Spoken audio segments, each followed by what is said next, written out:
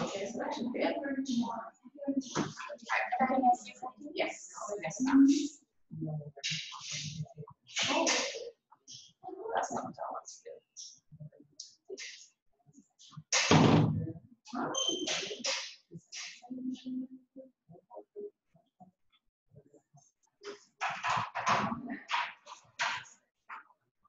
Oh, okay, good. All right, guys, in the last class, we looked at, this is not really what's going on. Hey, Vernon, how are you doing? Hope you guys enjoy the weekend, yeah? Hope you enjoy the weekend, all of you. Take that on that, No.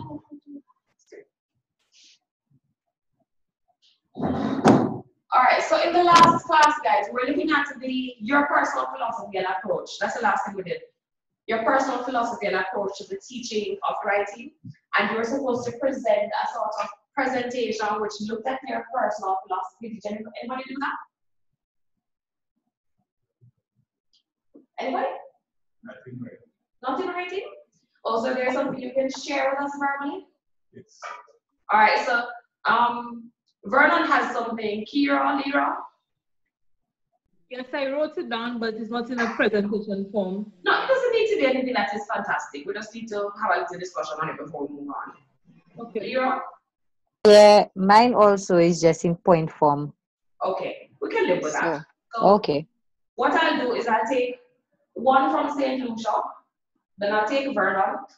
Ashley, did you do it? No. Okay, Ashley can say something. Sasha? No? Okay, so we'll go Kira, Vernon, Lira, and then Ashley. Okay? That works?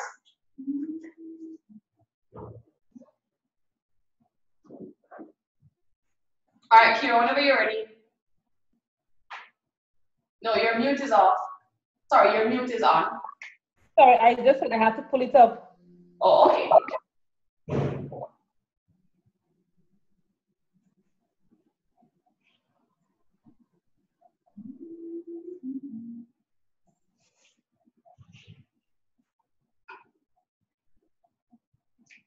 Oh, Carrie, you weren't in class that last time either. Did you happen to? No, you wouldn't have seen. Okay, scrap that. No, I didn't get a chance to. Right, yeah. Because I was looking for the recorded video on YouTube. And I think that was my fault. I wanted to take our fault, but I don't think I actually clicked record in the last session, so it probably isn't there. Oh, okay. Yeah, but we're recording today. It's there, but it Okay, has all right. Mrs. Foster's name on the video. Pardon? It's on YouTube, but it has Miss Foster's name on it, but it's actually your class. So I looked at it on the weekend. Oh, this is on YouTube? Yeah.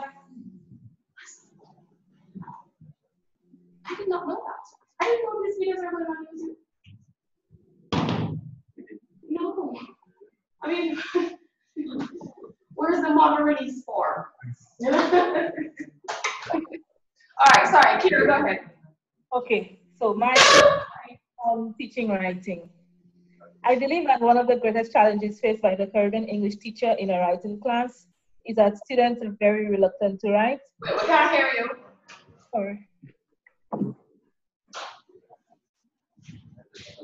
Can you hear me now? A little bit better. Rosie, you can hear her? Yes, sir.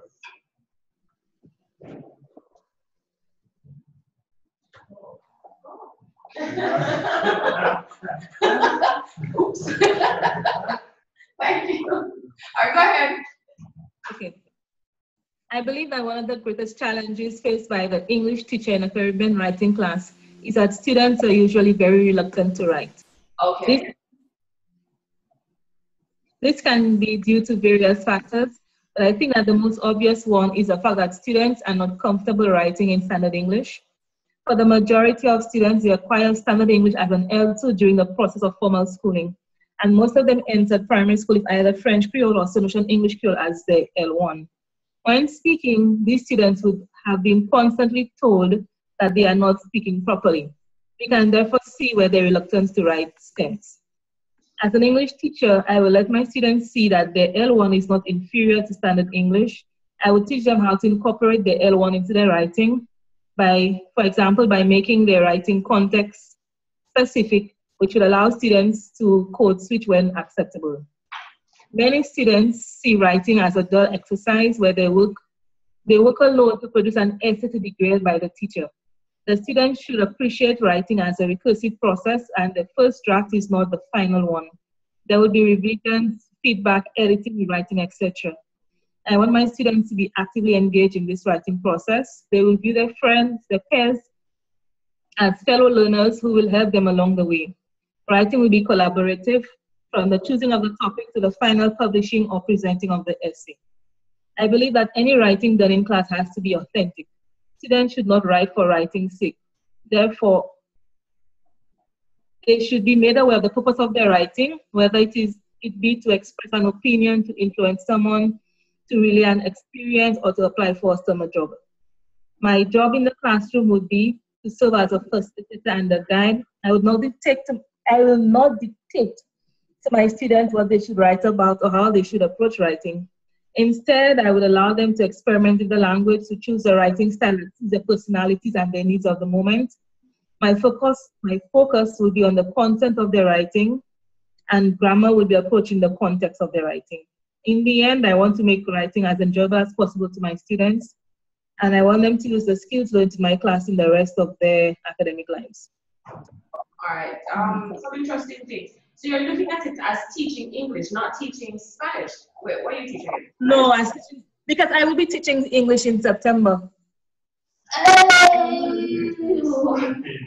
it makes sense now. Okay, all right. So, because some of the things I was going to question, but now that you indicate you're going to be teaching English in September, it's all very clear now. Okay. Any comments? All right, because one of the things we need to remember here in Jamaica is we have an English-based Creole, but even though English is your first language, you have a French-based Creole, right? Right. So really though, I've always wondered. I've heard the Creole spoken there, but I've never been able to understand it. Pardon? Now, I've heard your Creole, but I've never been able to understand it because it's a French-based Creole, right? Yes. And you won't speak it well. Clearly. I don't speak it very well. I understand it a lot more better than I speak it. Okay. Okay. But so in terms of getting students to move from the L1 to L2, the activities that you suggested and the writing activities that they would engage in, yeah, I could live with those. So I think it was Vernon next. Okay, I think that closed that. No, not that. It's this. Was it this? No. This. Yeah. So prepare presentations exploring personal philosophy regarding the teaching of writing at the secondary level. And then specifically, I think I said that I wanted to look at difficulties, experience, and then outline what you would do. Right. So you're just going to wing it. Yes. Okay. Go ahead, wing it. All right. I believe that the teaching of writing is critical, not only at the secondary levels, but at all levels, in order to develop an understanding of the standard language, in this case, English.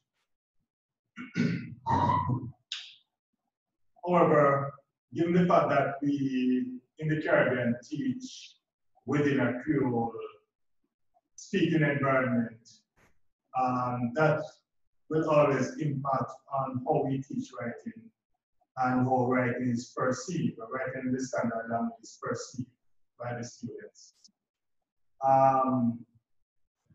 There are many different ways of teaching writing with structural in the Creole context, and many different methods and philosophies. But I I believe that in teaching of writing within the Caribbean context, certainly the standard language, but that could be tied in the teaching of literature. As students come to the standard, with usually that deficient understanding of the structures of the language. A deficiency usually, for the most part, and these are generalizations. Deficiencies for the most part in speaking the language, and deficiencies in the vocabulary. So to me, literature provides a permanent model for the various forms of writing from which both teachers and students can model their competencies in terms of the teaching of the language. Okay. So my philosophy of the teaching of the language is that the teaching of writing is that writing is a critical part of understanding and communicating, developing competence in the English language. But that has to be tied in with your ability to read, to express, to communicate, and this you will get not really from the facilitator or the coach, which is the teacher within the classroom, but from your readings, so to speak, or whatever the word. As models, from your acquaintance with the models. Okay. All right. So the recurring themes really is that writing is critical at all aspects of all levels of the educational system, and certainly at the secondary level, and that you teach writing within the context of providing students a model which they probably can get from literature. Right. So my one question, because there is this, when you look at the CSEC syllabus, the English B syllabus, there is this move towards ensuring that there are elements of the West Indian literature represented, and that's not always standard English. Right. How now does one ensure that the students see the language that they're supposed to be acquiring and still appreciate the West Indians, the writings that come out of the West Indies? Well, you are usually, even within these West Indian short stories, you have the standard as against the dialects. So within that story, there's the two contrasting models. And so you have teachable moments. Right. But English language writers, textbook writers have now just barely start to address that that contrast, so to speak. So for example, in 6 English letters column. And what is that, Shane?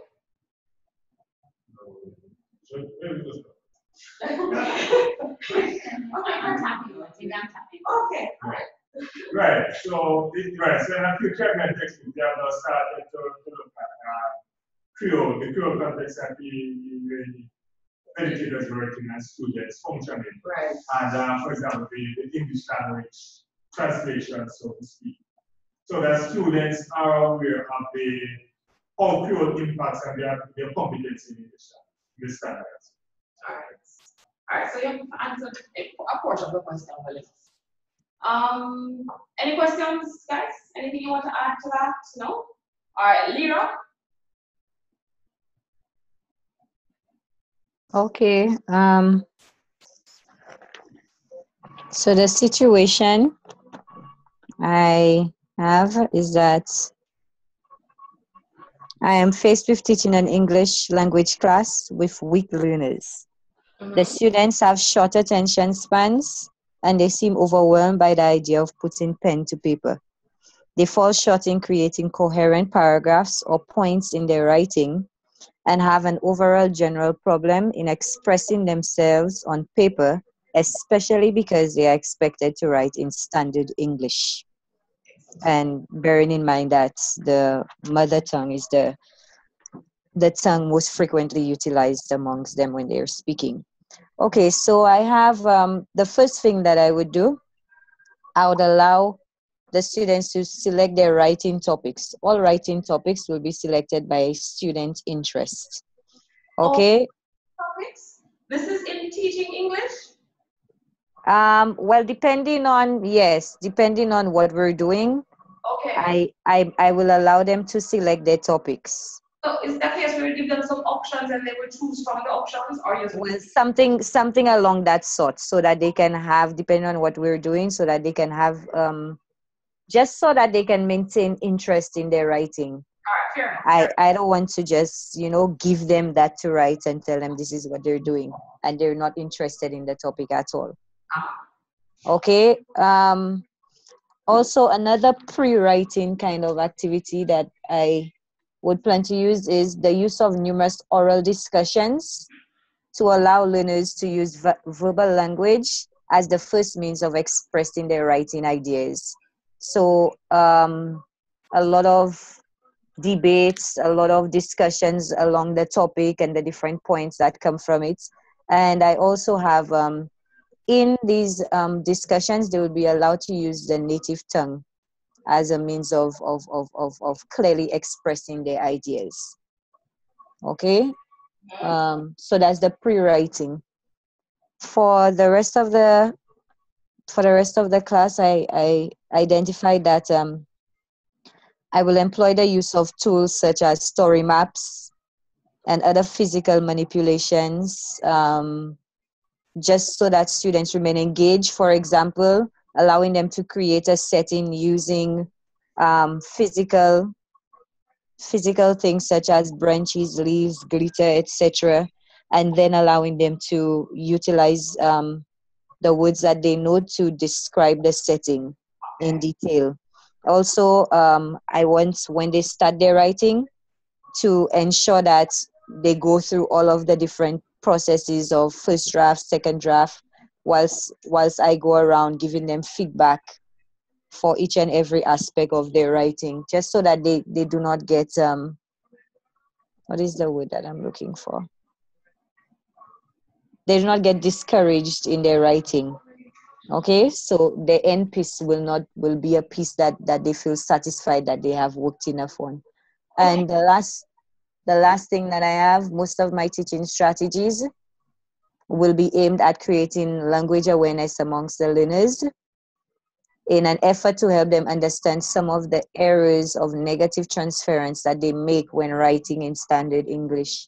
So hopefully, with the use of this language awareness of the French Creole, well, St. Lucia has three. St. Lucia has the French Creole, the English Creole, and St. Lucia has standard English. Yes, because the students, I guess, in the rural communities, the students would speak both French Creole severely and English Creole, but in the urban communities, they would probably speak the English Creole more than the French Creole.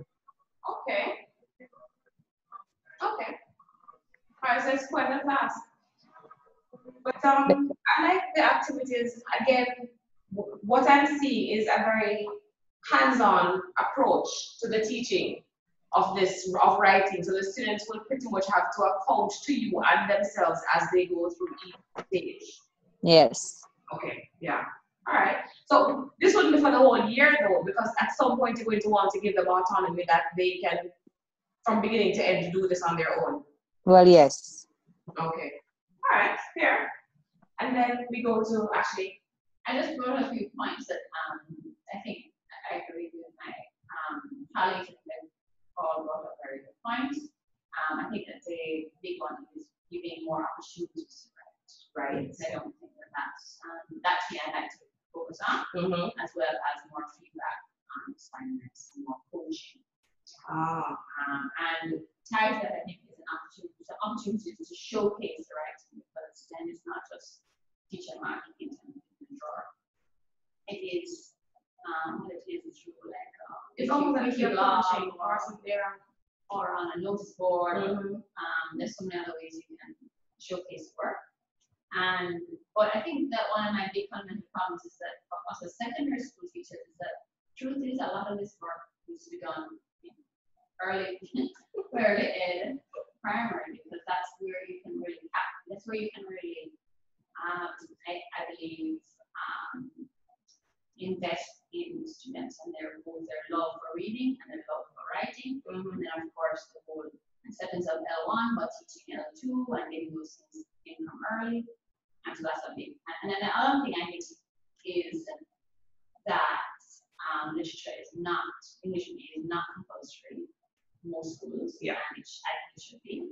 And as you pointed out, I actually find that English reading is actually quite sad because it's really, first of all, it's very few books.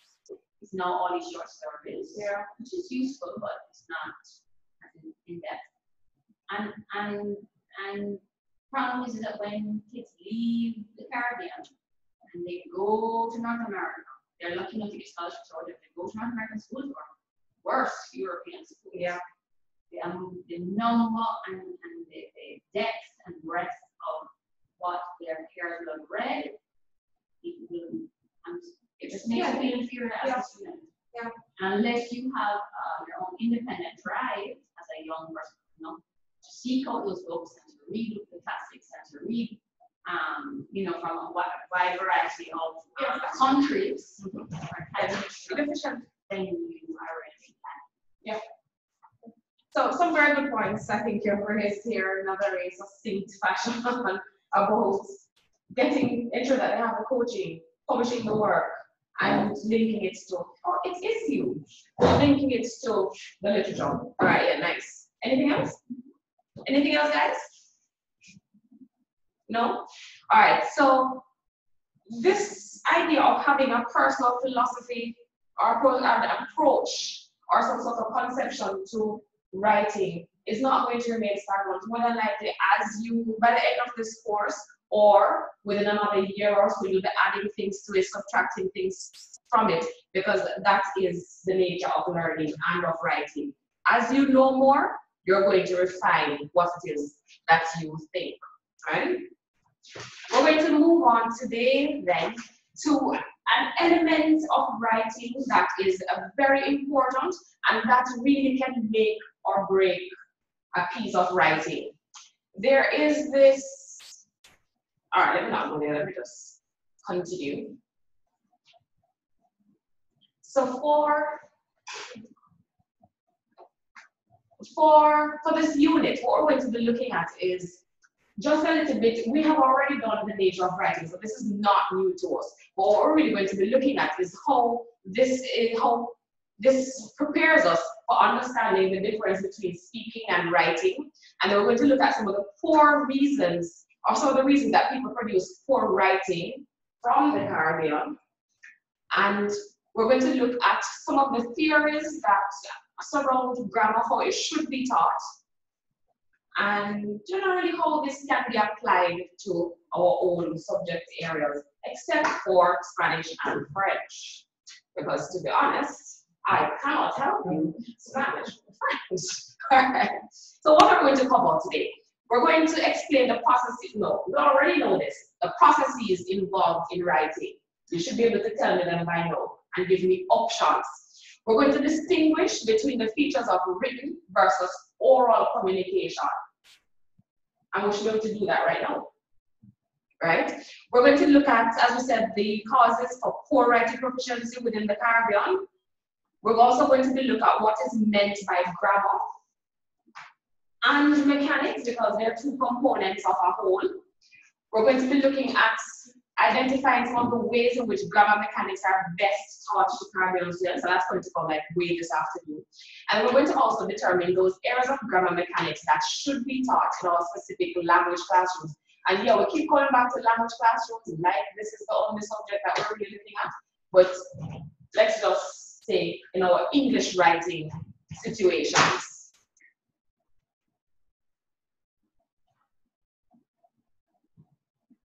All right, so I came across this, how to write good. And I know that English teachers will probably look at this and chuckle every now and again. But I think there is on this list, on the complete list, there are about 19 or so items, but they're all very funny. So this idea, how to write good, even the very beginning of, the very top of the heading, how to write good, is grammatically incorrect.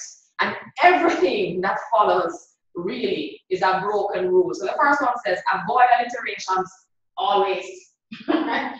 which in and of itself is not a derivation. Prepositions are not words to end sentences with. Avoid cliches like the plague, your old hat. Comparisons are as bad as cliches. 5, be more or less specific. 6, writers, no. Oh yeah, the writers should never generalize. And number 7, notice that the word is written out. Be consistent. Number 8, don't be redundant. Don't use more words than necessary. It's highly superfluous. Number 9, who needs rhetorical questions? And 10, exaggerations is a billion times worse than understatement. So this entire thing, I just like it because it really pokes fun at all the rules that we have, but it's a visual reminder that if you pay attention to some of these things, you might avoid some of the errors that you include in your own writing. But we move on. So this unit is going to focus on writing deficiencies and whatnot. We've already said that, so let's just stop. People look at this slide. Just questions. Do you remember learning grammar and mechanics in school? Think about it, primary school, maybe. No grammar lessons? I couldn't understand it. You couldn't understand that primary school. But you don't remember having those classes where there would be, the subheading would be, I don't know what happened in St. Lucia, you can tell us a little bit. There would be the heading mechanics, and it is always things like subject, verb, or comma, right, punctuation, and then the language arts would be like subject, verb, agreement, when to use the tenses. I do remember learning it in primary school, yes, and secondary. And secondary, because especially the lower secondary level. Yes, lower secondary. I do remember. Yeah, you're still doing this now, but question. Did it make any sense to you? No, that's why. And that's the point you were making. In primary school, teacher could do it. You just get it right. You might get an example. in high school, it was comprehension. Okay. But all of this idea, notice how grammar was taught to you. You had a grammar class. But did it relate to the language that you were supposed to be speaking and or writing? So there was this divide. So it's almost as if there were two different things. It's like almost like somebody saying to you, this is how you drive a car. And they tell you what to do step by step by step, and you know from behind a steering. I disagree with that. I think that teachers, I don't remember primary school much, but secondary school, all the time teachers, yes, you had a grammar class, but and when we went for an essay, which we did frequently, much more frequently than today, she would correct it if it was incorrect. Yes, but and she'd point out what the rule was that you've left. All right. So for you, that's perhaps a little bit different. There is actually mention of the rule, but like for me, I don't remember what I would get, like spelling or punctuation.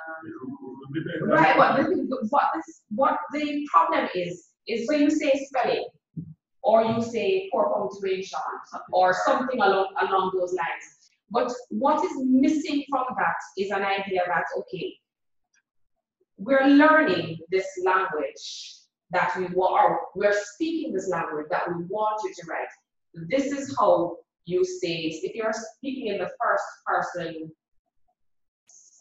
singular, you're going to be using this particular verb within this context. Look at the way, for example, Spanish and French are taught. When they conjugate, then there are specific rules about what you can use when. There is the formal, the informal. You know where I learned there was a subjunctive? I think it was Spanish or French. I did not know about the subjunctive from English, right? But so this idea that they're isolating teaching and writing and not necessarily reinforcing each other is what I'm getting at. So it's not that there isn't some sort of correction in one, but usually the grammar is not brought over, right? Or when you do grammar, the writing is not brought over, so they see that this grammar operates within a context. That is what is lost. That's for me, that's what is lost, right? Yeah. So, and even like when I was in primary school doing composition, that was like a big production. You did it probably like once per month, if so frequently. But they were always grammar classes. Always. That's, I remember that. There's a question for you. The teacher was talking about the old English teachers coming back to the focus on the mechanics. Mm-hmm. And I remember teaching and going out to work one morning, and this gentleman in Brian was retired, who was my explain. And he started a conversation that was very technical, so technical that I had to is the possible conversation. And I couldn't compete with him. He was from young school, he went to elementary school, Yes. and he knew the rules one by one. Yeah. That was us. Yeah. I had to go and do a micro. There was a gap. There's a gap. There was a gap. He knew the rules. My mother-in-law, who was a genetic scholar, she would teach her all the rules. All the rules. She went and she would read. Okay. There's a gap. Right. All right, guys, you're following us, right? You're hearing, okay. So we have already gone into looking at how English grammar and mechanics were taught to you then. So have you always, so you know these rules, you know the spelling rules, you know the concord rules, but have you always observed them in your own writing? Huh? Of course not. No, you don't always, even when you're doing something that is formal. And one of the reasons is that, I don't know for anybody else, but I was born in rural Jamaica. English is not my first language. I was not raised in an English-speaking home, all right? And you're telling me that you have French Creole and English-based Creole competing with each other to some extent. So imagine that you have to know, in some cases, translate your thoughts from one language to the next and to be mindful of the grammar conventions. And then on top of that, you have to put it in writing. So there's so many steps that we have to take as non-native speakers of the language that we're generating in writing, that there is always this challenge to try to use the rules as they should be used, or to at least obey the rules as they should be obeyed. One, and two, what I find is when I read over work sometimes that I've done, let's say a month or so before, always, there's just this one little thing. I don't know, does it happen to you? There's this, maybe it's just like one error.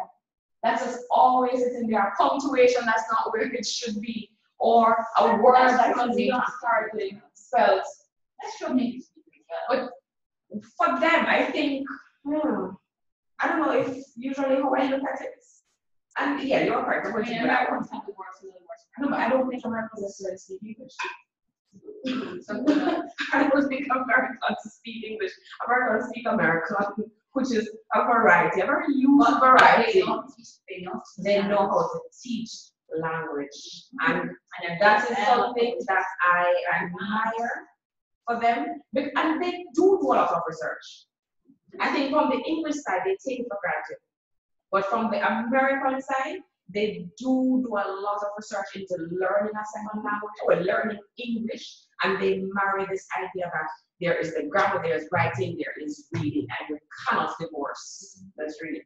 So I love that about their approach. And they have such books to help students at every single level and for every purpose, every need. So I love how they approach the teaching of English. So what are the times that you're most likely to observe these conventions? When are you most likely to ensure that your grammar is on point, whether you're speaking or writing? Kira or Lira? Vernon said informal situations. Oh, Same thing here, formal situations mostly. Okay, so are you even using standard English when you're talking to your friends?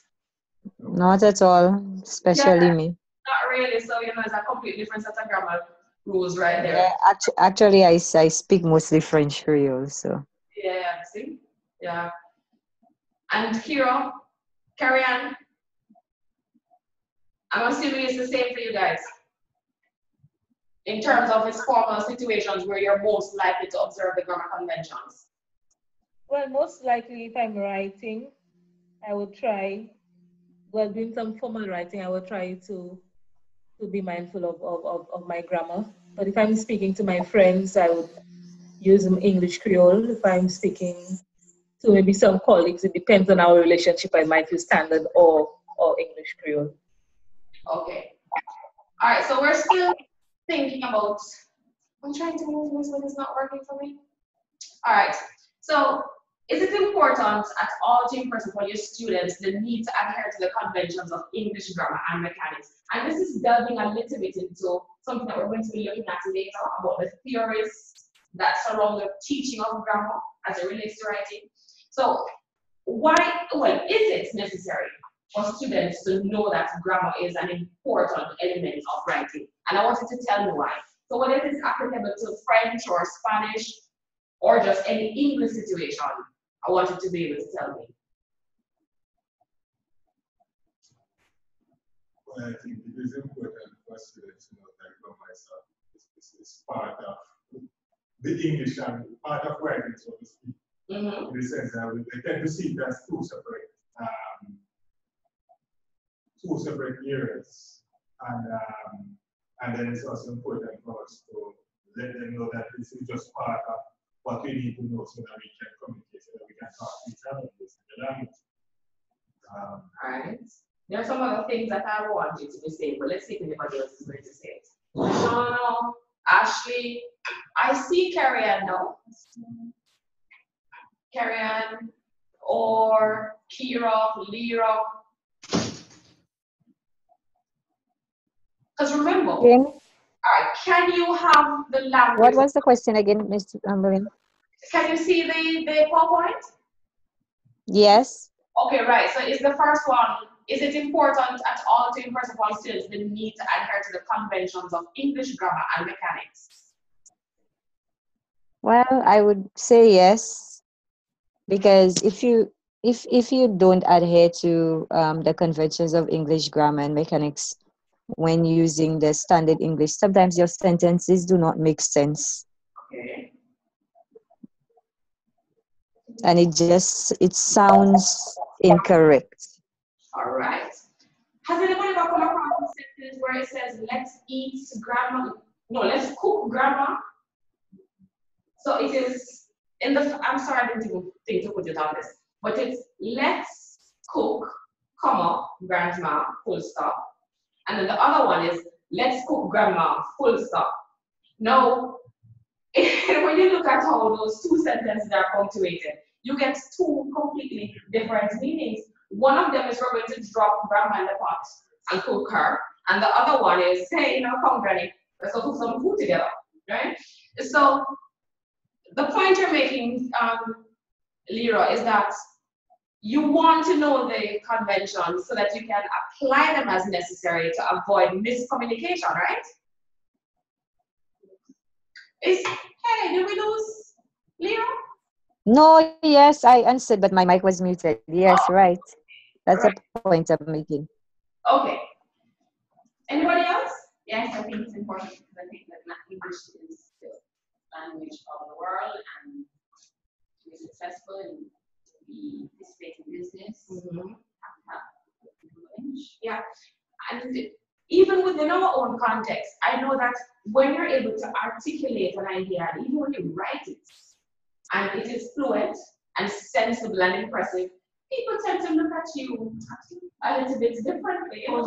It's almost as if their regard for you is elevated just because you're able to put these ideas together. So we want to impress upon students that it's not just for this moment, no, but beyond their secondary experience, they're going to need to be able to articulate their ideas. They're going to be able to write their ideas if they want to succeed. All right, do you detect a change in attitude to English grammar and mechanics by students in your classroom? And just think about the things that you were saying just now about, you said, the grammarian that you met, the person, the prescriptive grammarian that you met. You mentioned your mother-in-law, all right? So just think about within the context of what you have experienced yourselves, whether vicariously or personally, and what you're seeing now with students, the equipment that they're using, the devices that they're using, how writing has changed a bit. do you think that there's any change in their attitude? And you can even think of it between first form and fifth form.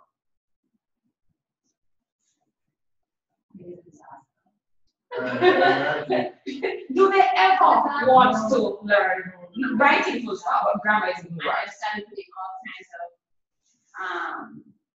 LOL work that they can make. Yeah. So what we're seeing really is almost like another shift is taking place, because remember that we're coming from a period where it was prescriptive grammar, where you had to know the rules and be able to apply them. And then there was the more descriptive grammar, where learning the grammar rules was almost incidental once you're given the right opportunities and experiences, the modeling, for example, that you mentioned every now and again. And then we're moving to this space now where, I mean, if I accidentally mention, something that is grammatically correct. Okay, I think problem the teachers who are non-artists generally haven't had grammar. There is also that.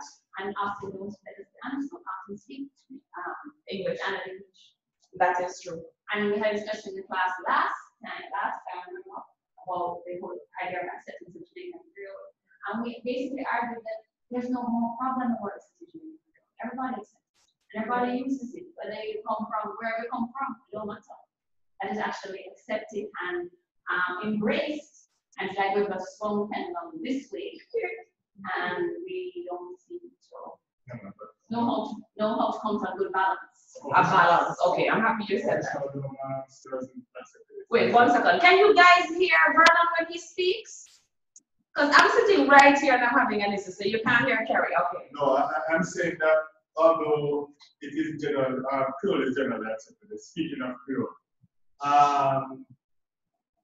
from my experience, official generally doesn't accept it. For example, I had a principal the last time who consistently was saying that nobody can chat to my like me, but I don't want to hear. Okay. So, but the list of education seems to be allowed to see it, right? But guess what? It's inconsistent. It is we'll find that there are inconsistencies. When I went to high school, school rules. I mean, we got a long, it's an opera school. We got a long list. And one of the things was that the English language was always spoken on the school property.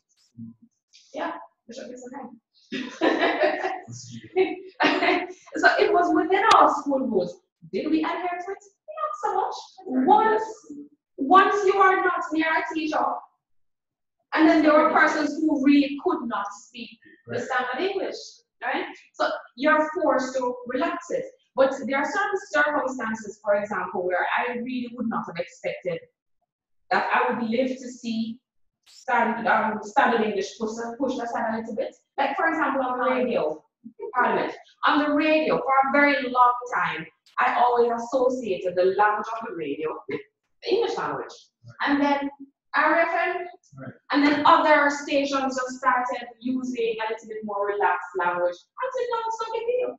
You can hear Jamaican Creole, and that's quite fine. But the problem with that is how it affects. Accepting it in oral speech and accepting it in the written form are two different things. And unfortunately, if we hear it all the time, it's going to bleed into the writing, and we're expected to produce standard English. So there's that disconnect, right? It also is, like I always talk to my students about, that you never want to be in a situation where you are going to feel less than anybody else because you cannot speak English, because you can't write in English, because that is a huge source of inferiority for people. It is, and even worse, in a situation where it is all English and you can't understand a simple instruction because you're not familiar with the words. And so somebody says something and everybody else is simple and they understand and they can execute. And then you're just standing there saying, what do I do? So it is important. It affects all subjects. And it affects all subjects. It is important. You have a math instruction, you can't understand instruction. You can't, even no matter how we work. Yep, that's true. All right, so what do you think might be accounting for this change in attitude if you've observed one? Well, you mentioned that we're more relaxed, inconsistent. Is there anything, is it just our language environment? as it is influenced by the things that happen only here? Or is there any sort of influence from other countries outside of the Caribbean, for example? Yeah, the texting and mobile. Yeah, so the technology and how that makes everybody a publisher or a journalist is impacting. I think Stacey is not. Who? Stacey. Stacey? Yes, years ago, Greatly wasn't a pass. But let's not go down that road. No. Now it is, and based on my information, I Greatly starts generally speaking, the magic about what that is. But even English A, when we get a 1, it doesn't. Right. It's marking for what, communication, not for expression. Yeah. You can get a 1 and you can get a what, like a C in expression or something. So I'm still at the 1. Right. So guys, you're here. You're with us, right? Kira, Lira, Carrie Ann. Everybody gets 1. Okay. Yes. All right. So what steps can you implement in your classroom or lessons to make the teaching and learning of grammar and mechanics more enjoyable? And yes, Lira, I know that you do history and geography, but this also applies to you. And I know that you do French and then Spanish, Kira, but this is also going to apply. All right, so generally speaking though, pretty much what the rest of this lesson is going to be about is ensuring that we understand that there are effective ways in which we can ensure that the students understand the components of grammar and mechanics and apply that to their work. And we also need to be cognizant as teachers that without some amount of practice, so you can tell them the rules, but if they don't see practical examples of it, if they don't practice it in their own work, then it really is pointless, right? It's like America telling us that they went to space, they went to the moon, and they got one. That's the point, right? So, oh, I hate when this happens. All right. We've already looked at some of these, or we said that writing is a process, and we know that it is perceptual, meaning that we have the ability to differentiate letters, relate them to sounds, and recognize that the 26 letters of the alphabet represent many more sounds because you can combine them and you get diphthongs and all sorts of things that make up the English language and other languages. Language is linguistic in the sense that children recognize that writing is metalinguistic, something objective that you can use to make meaning that needs a lot of knowledge about language, because generally speaking, how do you think without this linguistic concepts? You think in a language, all right?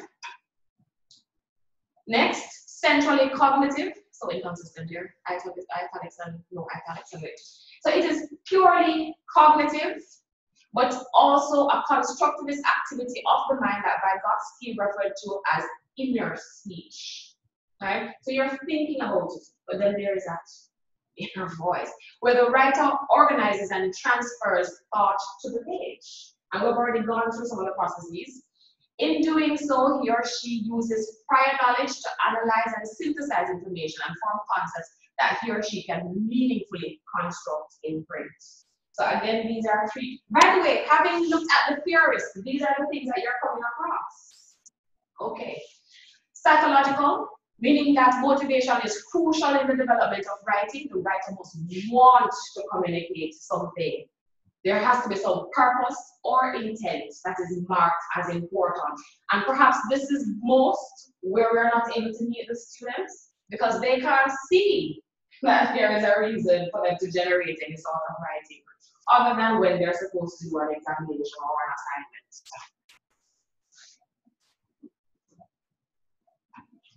So we're just doing a little quick thing here. Did you grow up in a society which emphasized speaking more than writing? Writing more than speaking, or was there an equal balance of speaking and writing?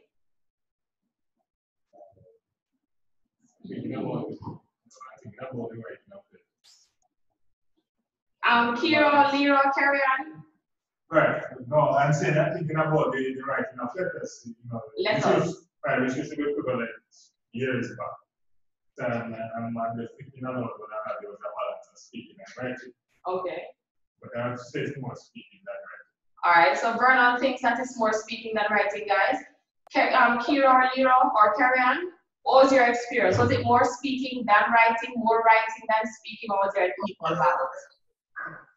Well, Oh, go ahead, Karen.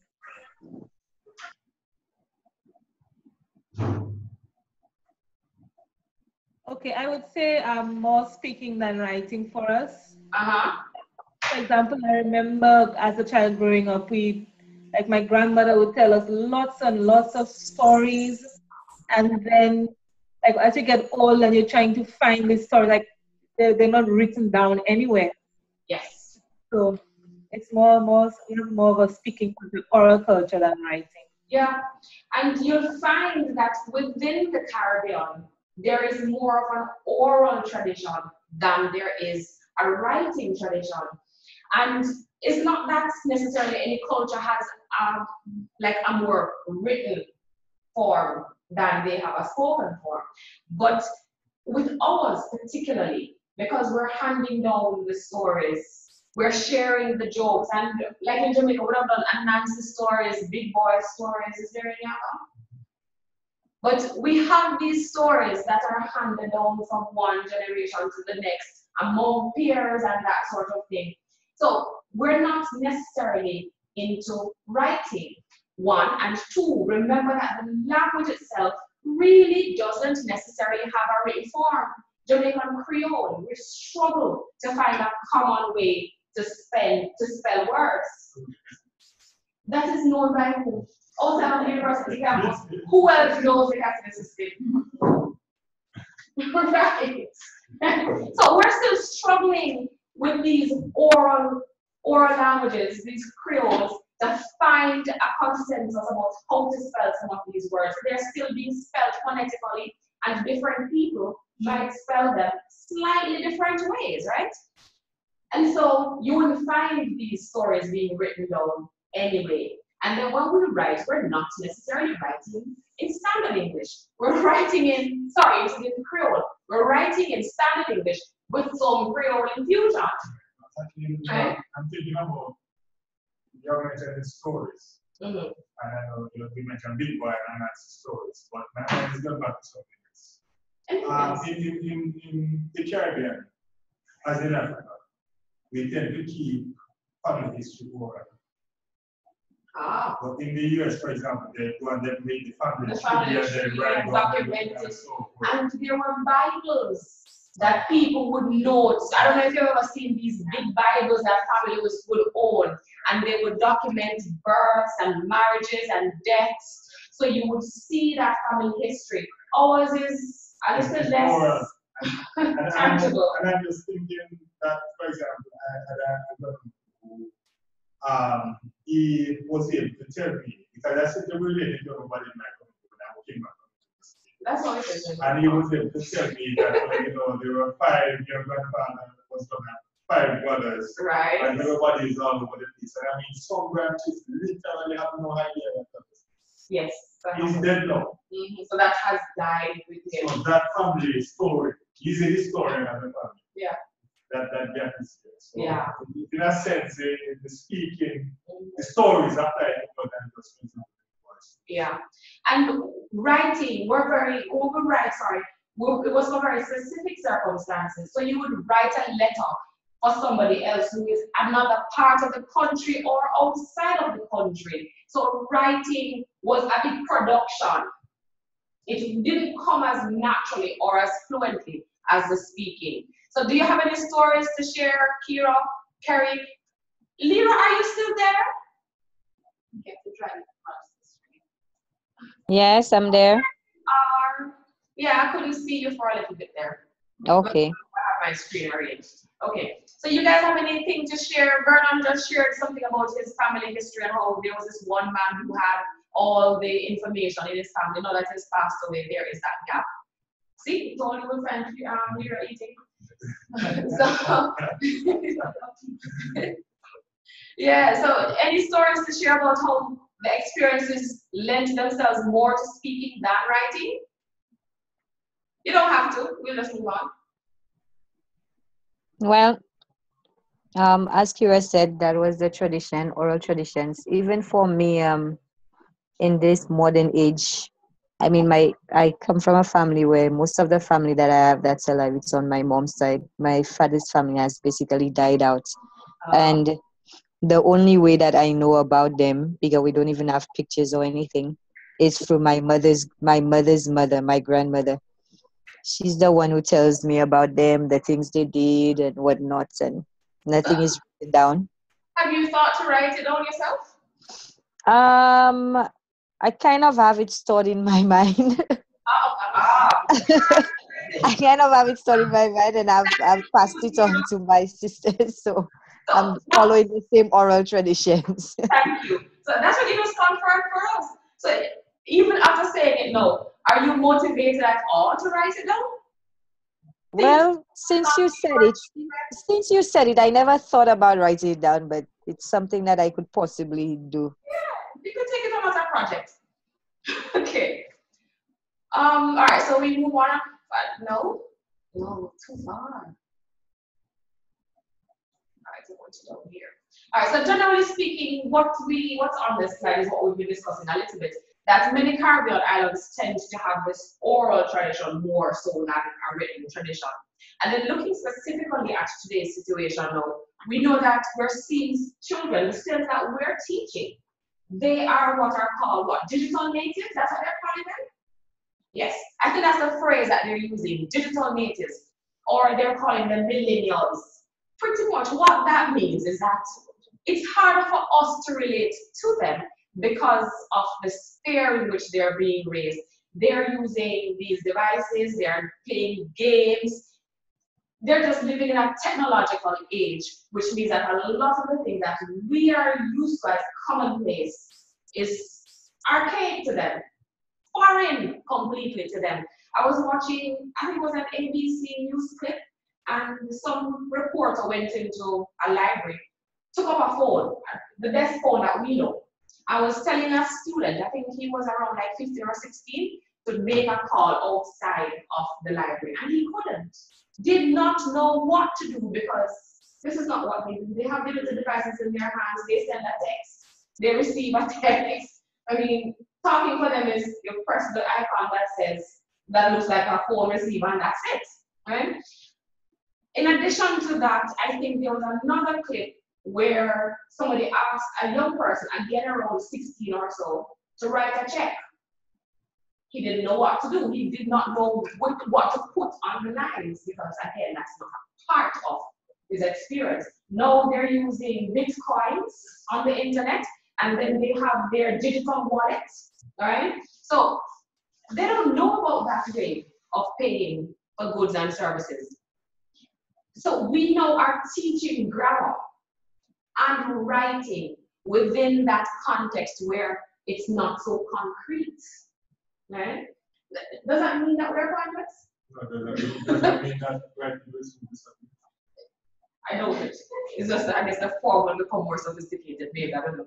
So writing, though, we have to admit, when you think of a writing task, is it something that comes easily to everybody? It's not. So some persons really find it challenging. And then writing is such a lonely activity because it is you, your thoughts, what you put on the paper, how you organize it. It's such a personal thing, right? And on top of that, really, it can be, when you think about, I think Ashley mentioned earlier that there are not many instances where the work goes beyond the teacher. So the student writes, and which is why sometimes when I hear students say that they do this work, you really can't challenge them because it feels as if they're doing all of this for you and nobody else. And then what do? You score it, you attach a grade, and that's the end of it. End of it. It is dead right there. So perhaps we need to organize ourselves better within our schools, within our communities, to ensure that writing doesn't seem like such an unrewarding task. There are a few competitions, writing competitions still, but they're not very many. So even like at a school level or a class level, perhaps that's what we need to start doing, rewarding the students for writing, right? But all of these factors, the Caribbean context, the world within which these students are growing up, and how writing appears. All of these are going to really affect how students view writing and how they use grammar within that context. We're moving on. So oral cultures, we've already said this, we've already established that oral cultures really have no tradition of writing. And because things are moved down from one generation to the next or from one person to the next via songs and stories and whatever else. So pretty much because of that dominance or that importance that is given to speaking, and think about young men courting young girls. They don't necessarily write their thoughts down on paper. Competence aside, you just lyrics a girl. Isn't that what happens? So a young man is trying to court a girl. He's going to give her his best line, his best lyrics. So those are the things that we're going to be praising in our society. The way a man can verbalize his thoughts, a woman too, I guess. So there's the idea, moving on, that speech is something that comes first. Eventually, when you're a neonate and you're growing up within your environment, you're not going to learn to write first. You're not going to learn to form letters first. Chances are you're going to utter something, it's going to be sounds that you emit first that eventually become recognizable. So you might say a dada, and then before you know it, you're saying a no, and that sort of thing. So there is this idea that speech comes first, and so we have to harness the writing skills so that they can replicate speech. Well, good speech. Again, well, these are some of the things I said just now about how lyrics and speech is writing. These are more important things. So when we're going to be looking at the differences really, and how differences between speaking, well, we're looking at differences between speaking and writing to some extent, and we're going to now look at how these can impact writing. All right. So it says writing is not as ephemeral as speech. It can be revised and reworked. So the difference is, when you write something, we have already gone through the idea that writing is a process.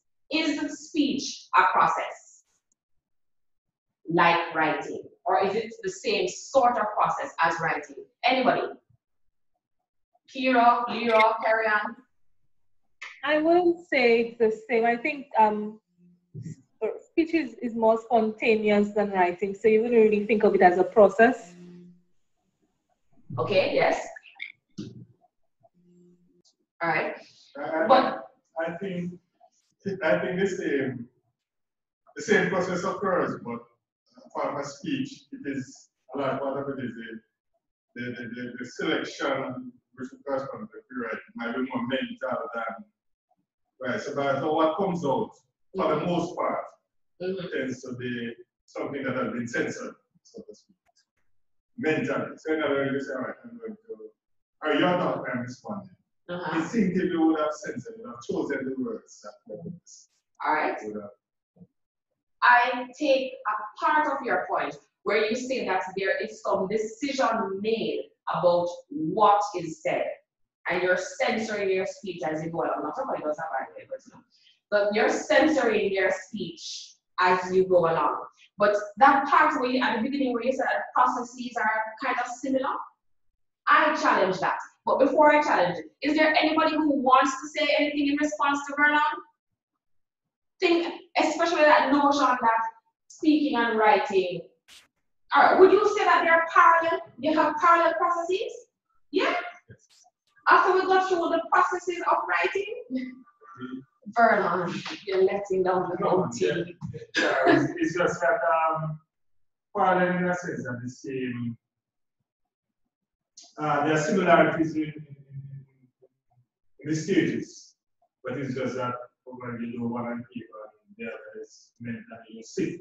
And because sitting in a sense, you have become more instinctive than anything else. So you might not even be aware that you're shifting around, you're finding the word. You can talk so that I can hear. Right. Yeah. All right.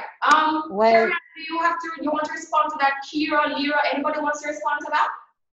Well, to tell you the truth, I can't really remember exactly what Vernon said, but on reading Janet Imig's article, she identifies a few differences between writing and speaking.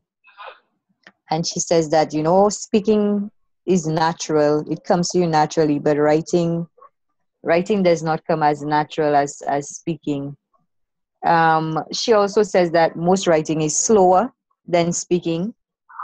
um, Writing does not necessarily have an audience, but in speaking, well, it has an audience because you're writing too. But in speak, the audience is not present. But in speaking, the audience is present. So there are a whole, and she identifies a whole other different, some more stuff that makes speaking and writing a little different. So generally you know it when you talk, when you speak, verbal expression comes a lot more easier than writing. Okay, right. There is that. So thank you for that. Going back to what Vernon said, though, but think about it, Vernon. Even just from this first point, you said that writing is not as ephemeral as speech. It can be revised and reworked. Now, when you say something, that is it. It is published. It is in the public domain. Yeah, reword it. When no, but you make a decision about what to say, but you can't.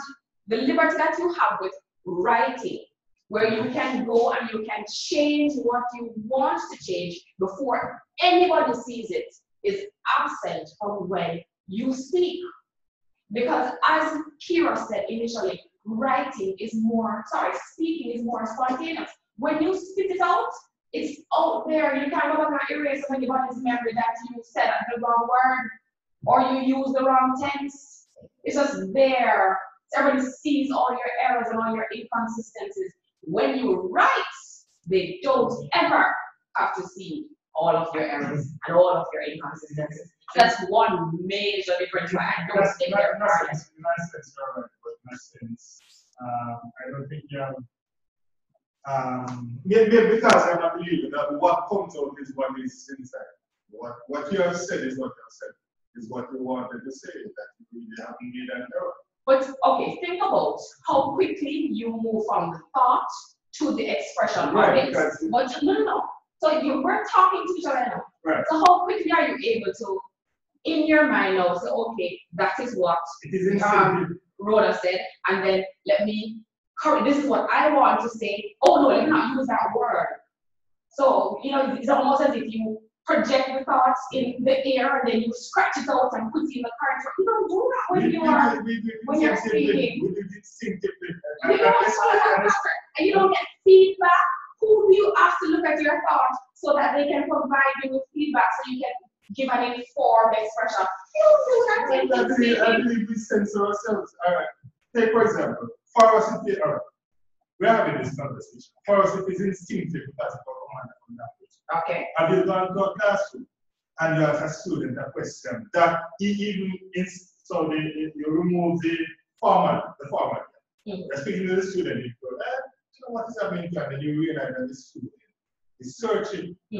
Because maybe it's not the block, is that the vocabulary serves as a barrier for instinctive communication. All right, here. But this is the same process as citizenship is here. All right. I think where we're not meeting up or we're not quite understanding each other is that we're not looking at. In other words, I'm looking at the pre-writing, the drafts as processes, as stages of censorship. Okay. So are you looking at the rest of the process in terms of writing and then revising, editing? You don't. How you edit something that you said already? You don't edit it. There's no opportunity to edit it. All right. So we have dismissed that now. We're moving on. So writing is lexically more dense, allowing the reader to determine appropriate reading strategies, skim, scan, reread, make connections with new knowledge. The writer needs to anticipate the reader's questions. So when you are speaking, and this is an opportunity that you get with speech and you do not get with writing, so you have to, as much as possible, hone the writing, work it and rework it so that it says what you want it to say. That's so that you have considered how the reader is going to respond to it and account for these responses, right? So you've done that with writing. Speaking is different because think about it. You say something, like we were in our conversation a while ago. I say something, you say something else, I say something. So we get that opportunity to go back and forth and make all the lexical choices that we want to make. I get to explain something, you get to ask me a question, you get to explain, I get to ask you a question. When you write something and hand it over, there isn't that opportunity for immediate exchange. But doesn't the writer anticipate those questions from the audience? But you can never anticipate every single question. You can't. Yeah, right. So writing needs connectives as guide to help provide structure for the reader. We don't need that in speech. We say it, and sometimes just because of how we say it, a person is able to say, oh yes, that connection there. So we don't need to go and say, therefore, or on the other hand, or we provide the spatial details. We don't always have to do that. We can point, right? Sometimes, just say to the right or to the left, we can point, it's over there. And we'll move on. Everybody is with me still? Okay. Syntax of speech is, by the way, when we're saying things like lexicon and that sort of thing, Kira and Lyra, you're with us, right? And Sashana, you're with us. Okay, all right, good. Syntax of speech is very different. The use of fillers, pauses, tags, and low-level connectives guide the structure of speech. And think of it. We're speaking, we say, yeah, and non-verbal. Right, so we add these things in our speech. We don't have that opportunity. You can't write, let me think. No, you can't put that in your writing. So another difference. Writing, the next point, writing makes one critical. It forces you to objectify, to stand at a certain distance from the topic, especially when not in the expressive category. So, and think about it. When somebody says something, there are so many things that play. Your short-term memory versus your long-term memory. Your familiarity with the topic and content. Your interest, the time of day. All of these things will make an impact on the know when you're listening to something. Like I know right now, some of you are not paying attention to me at all. That's natural. But when you read something, you can, at the end of the paragraph, say, oh, but this doesn't quite make any sense. Let me go back to the first paragraph or to the beginning of the paragraph to see if this conclusion is supported by anything that came before it. So you automatically become more, you ask more questions, essentially. You're given the opportunity when you see something in writing to ask more questions of it. Because you're not messing around with your short-term or long-term memory. You can easily go back, right? Next point, research by the Russian psychologist Luria led to the suggestion that writing encouraged certain kinds of thinking, that is, the categorization of experience, which was pursued by Ong in his work on the central duality of orality and literacy. So pretty much, there is a link between literacy and oral speech is what Ong had suggested.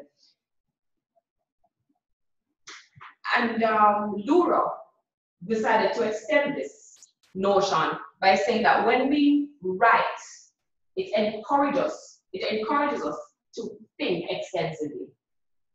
Right? So we're moving from oral speech and understanding that these characters represent a word and these words represent that object, to actually putting these things together in different ways. So there's metacognition, cognition, all of those things that come together when we write.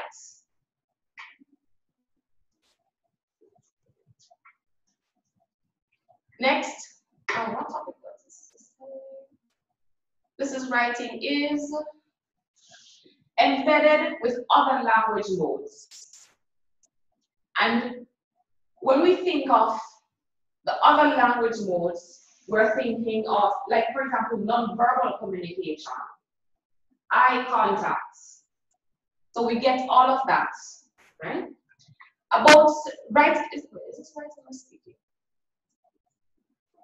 Why is it never going where I want it to go? Stop sharing. 1 second, guys. Okay, yeah.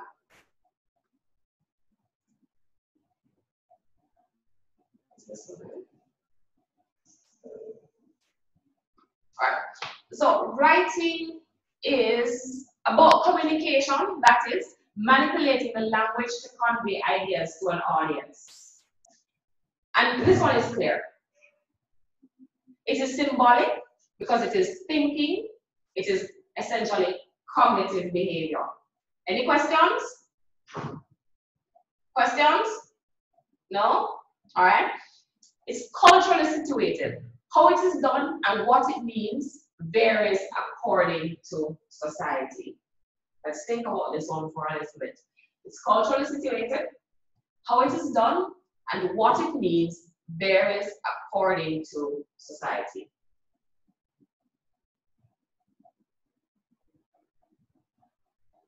Any thoughts? Maybe across generations. And maybe across generations, yes. I'm thinking about writing letters they found out, you know, with block or as I guess that used to. All right. Okay. So let's look at letter writing. Okay. So say 1930s England, they were still using letter writing, right? So one family member would write to another family member just to catch up on what is going on here and there. What would we be doing in Jamaica? And this is a friendly letter, by the way, in the US or the UK or any part of Europe. What would we be doing in Jamaica?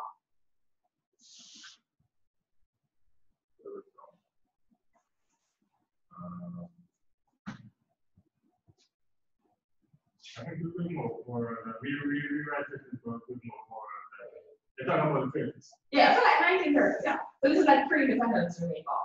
The top. Most of the top. We're probably mostly be talking, and think about why. How popular was education among the masses?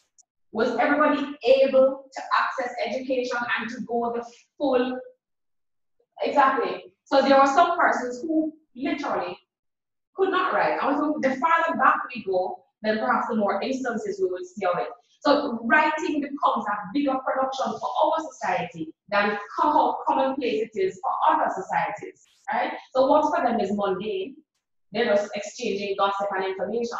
For us would be a big production. And you go to the post office and you get a letter, it's like a wonderful thing, and you're going to find a person who can actually read the letter to interpret it for you. All right, so it's going to be different for some cultures than for others, and it is simply because of where that culture is at that point and how important or how educated they are in some instances so that they can write, right?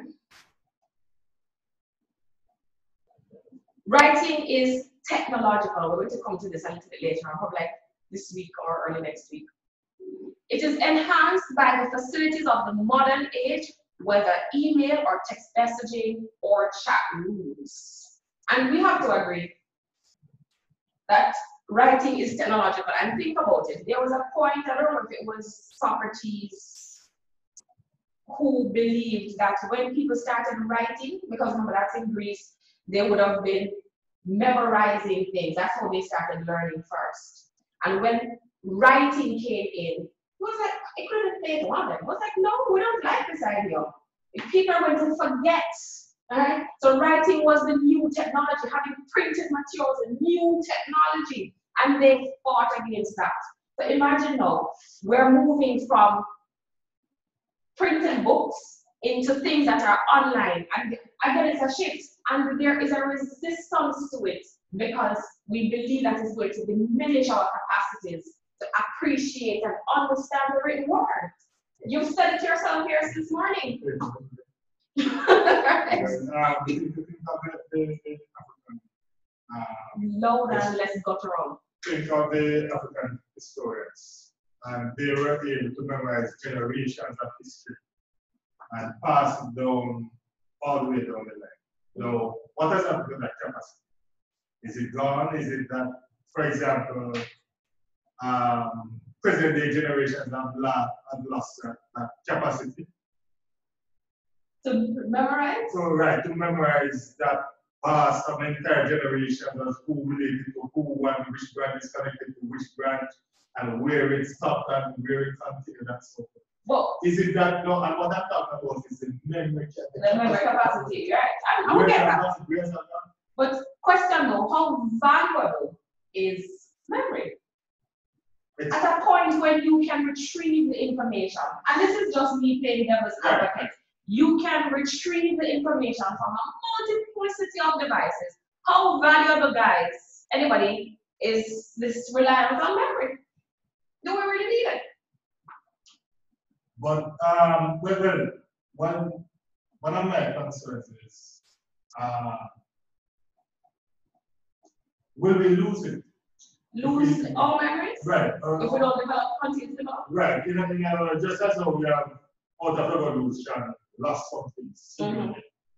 Will we lose that? And if we develop the capacity to lose our memories, and if we start to lose our memories, and if we lose a part of us, a part of our connection, so to speak. Perhaps, but you know what my problem is? You can't rely on technology. When there's a power outage, for example, you really, you're taking it a little farther than me, but seriously. I think that is now. Yeah. I've seen something that they're using light to send information. Okay, all right. Now, we're saying too that writing is available in many different domains. It is authentic, as it is authentic real life communication, and there are many different forms of writing. And next, writing is a lifelong activity extending beyond the school space and period, right? So essentially, writing is in one form or the other here to stay, right? How we look at it based on our own experiences is of course going to affect how effective we think it is, or how authentic we think it is, or how valuable it is to students. But writing in one form or another will always be with us. What time is it? All right, it's 10:40. Do you want to take a 10 minutes break? And so we come back at 10 to 11, which would be 10 to 12 for you guys in St. Lucia. So 10 minutes only, and then we'll continue, all right? And your PowerPoint screen is not working, eh? You know what's the PowerPoint again? Okay, No, we haven't been seeing it for a while, so she could just fix it. Oh, next time. That's okay. So I'm going to stop share and share it again and hope it comes back up, right? Okay, all right. Let me know if it doesn't. All right, stop share.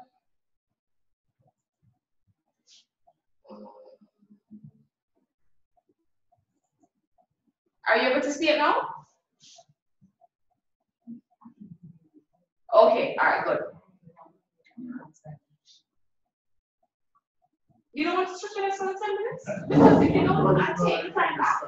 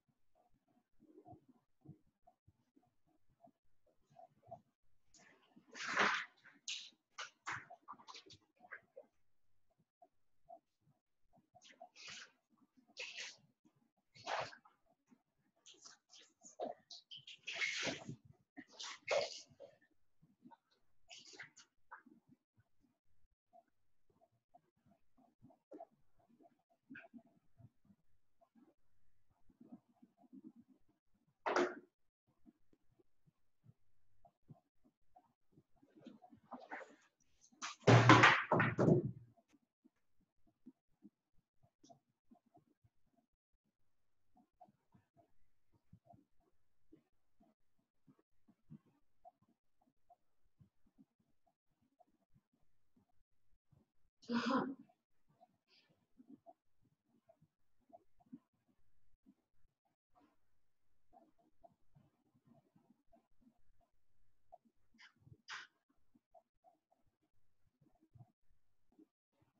we on break? Yes, we took a 10 minutes break about 6 minutes ago. Oh, okay, because I lost internet just now. Oh, okay, sorry. Yeah, so our All right, question is 4 minutes. Okay.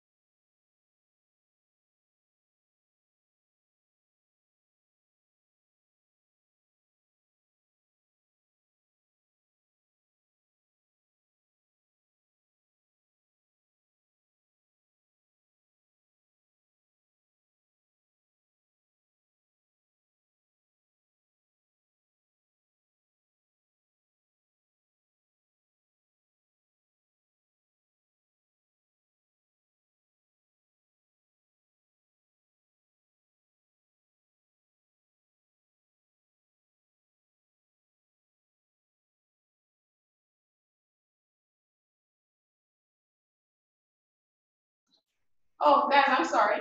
I've been talking here for a while and you would not have heard because I have been on mute.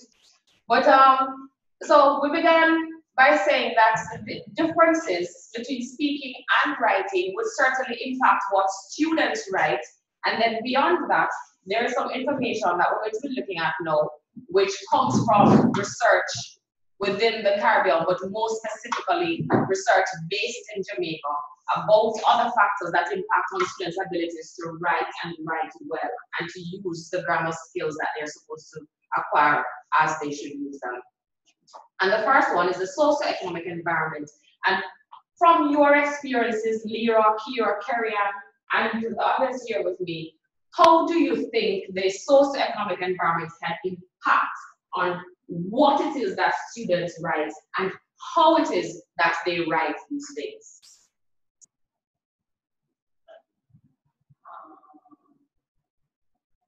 I think one of the big things is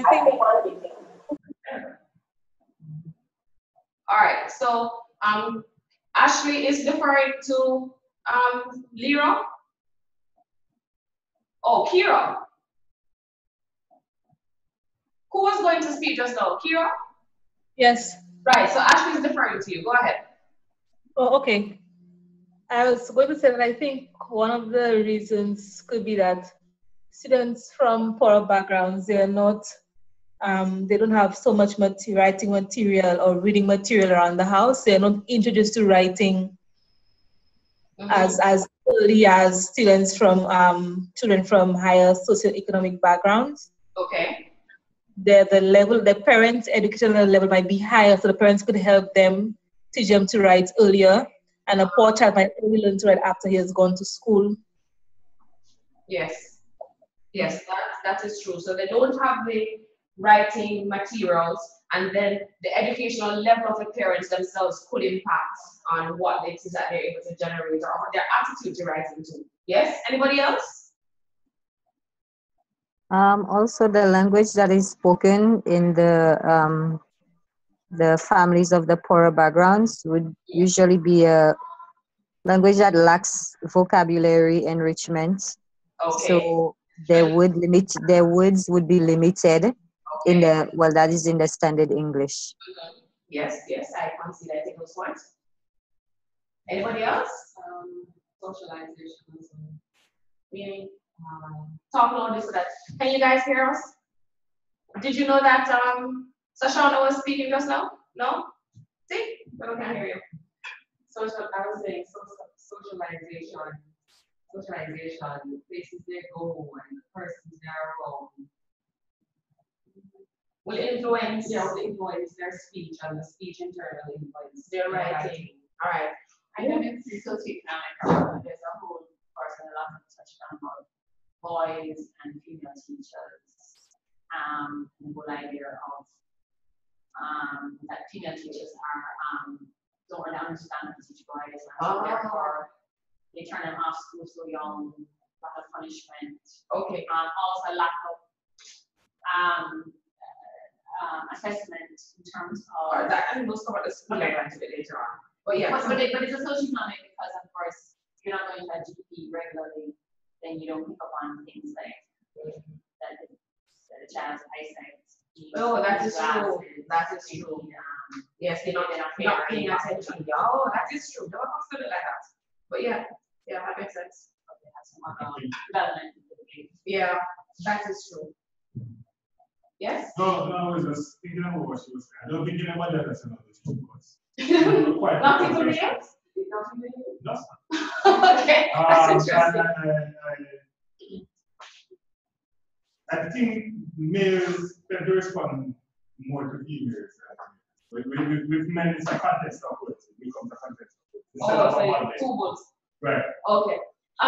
Something else that we should consider though at the something from my experience, there was a student I had from Augusto, and no matter what we did, I had her from third form to fifth form, and it took the entire third form year for me to understand that this was her background at play. No matter what the topic was, she found a way to bring in rape, and some sort of violence, gunshots, that sort of thing. And it wasn't until I was in the staff room one day, come back and I told someone, she's from Pakistan. And here we know that we're profiling. But the person said, think about it. It's more than writing, is what she sees every day. So she was writing about what she knew. So no matter what topic it was, whether it was short story writing, persuasive writing, she found a way to bring in this, what she knew about her environment. So that too is going to impact what is written, because we know that at the CXC level, they really don't want to see this murder and mayhem on the paper, right? But something else that comes with the socio-economic background here, and this is specific to Jamaica, is that the ministry at the time was Minister of Education, Youth and Culture. They realized that absenteeism among the persons from the poorest socio-economic background, it was really high among that group, because they had to go to school for whatever reasons. Sometimes it's because the parents did not have the money to send them to school, and it still happens. Other instances, they had to leave school on a Friday to go to work. So they had to go in the market or somewhere to sell something so that they could go to school for the next 4 days, right? So absent, and of course, there were cases where people were just not turning up for school. But absenteeism is... Example? All right, so Vernon is going to give us an example. He's going to speak loudly and clearly. One, I have, for the last school year, grade 2, that grade 2. Tuesday mornings, Wednesdays, Fridays. Single session on a Tuesday, full class. Wednesday, double session, full class. Friday, you cannot teach any of them. No students. Not enough. Less than half of the class. So, do you know why? That's for the school. So they did across the school. Why? They just don't go on a Friday. They don't travel on Friday. Full stop. It's just, that is cultural. That's cultural environment. Right, so that thing, I seem to see that as a primary school. It is happening now. 2, when I just came there last year, I walked into the class and there was a young man there who I told him to, no uncertain terms, to leave the woman to this class. He insisted that he was in the right class, and I said, you cannot do it because I know everybody by name and face. I was about to physically remove him, but the student told me that, yes, sir, he's indeed in this class. And when I checked my register, it was not on it. It was the first time he was attending. But this school year, I'm another young fellow. I saw him, I taught him in grade 7.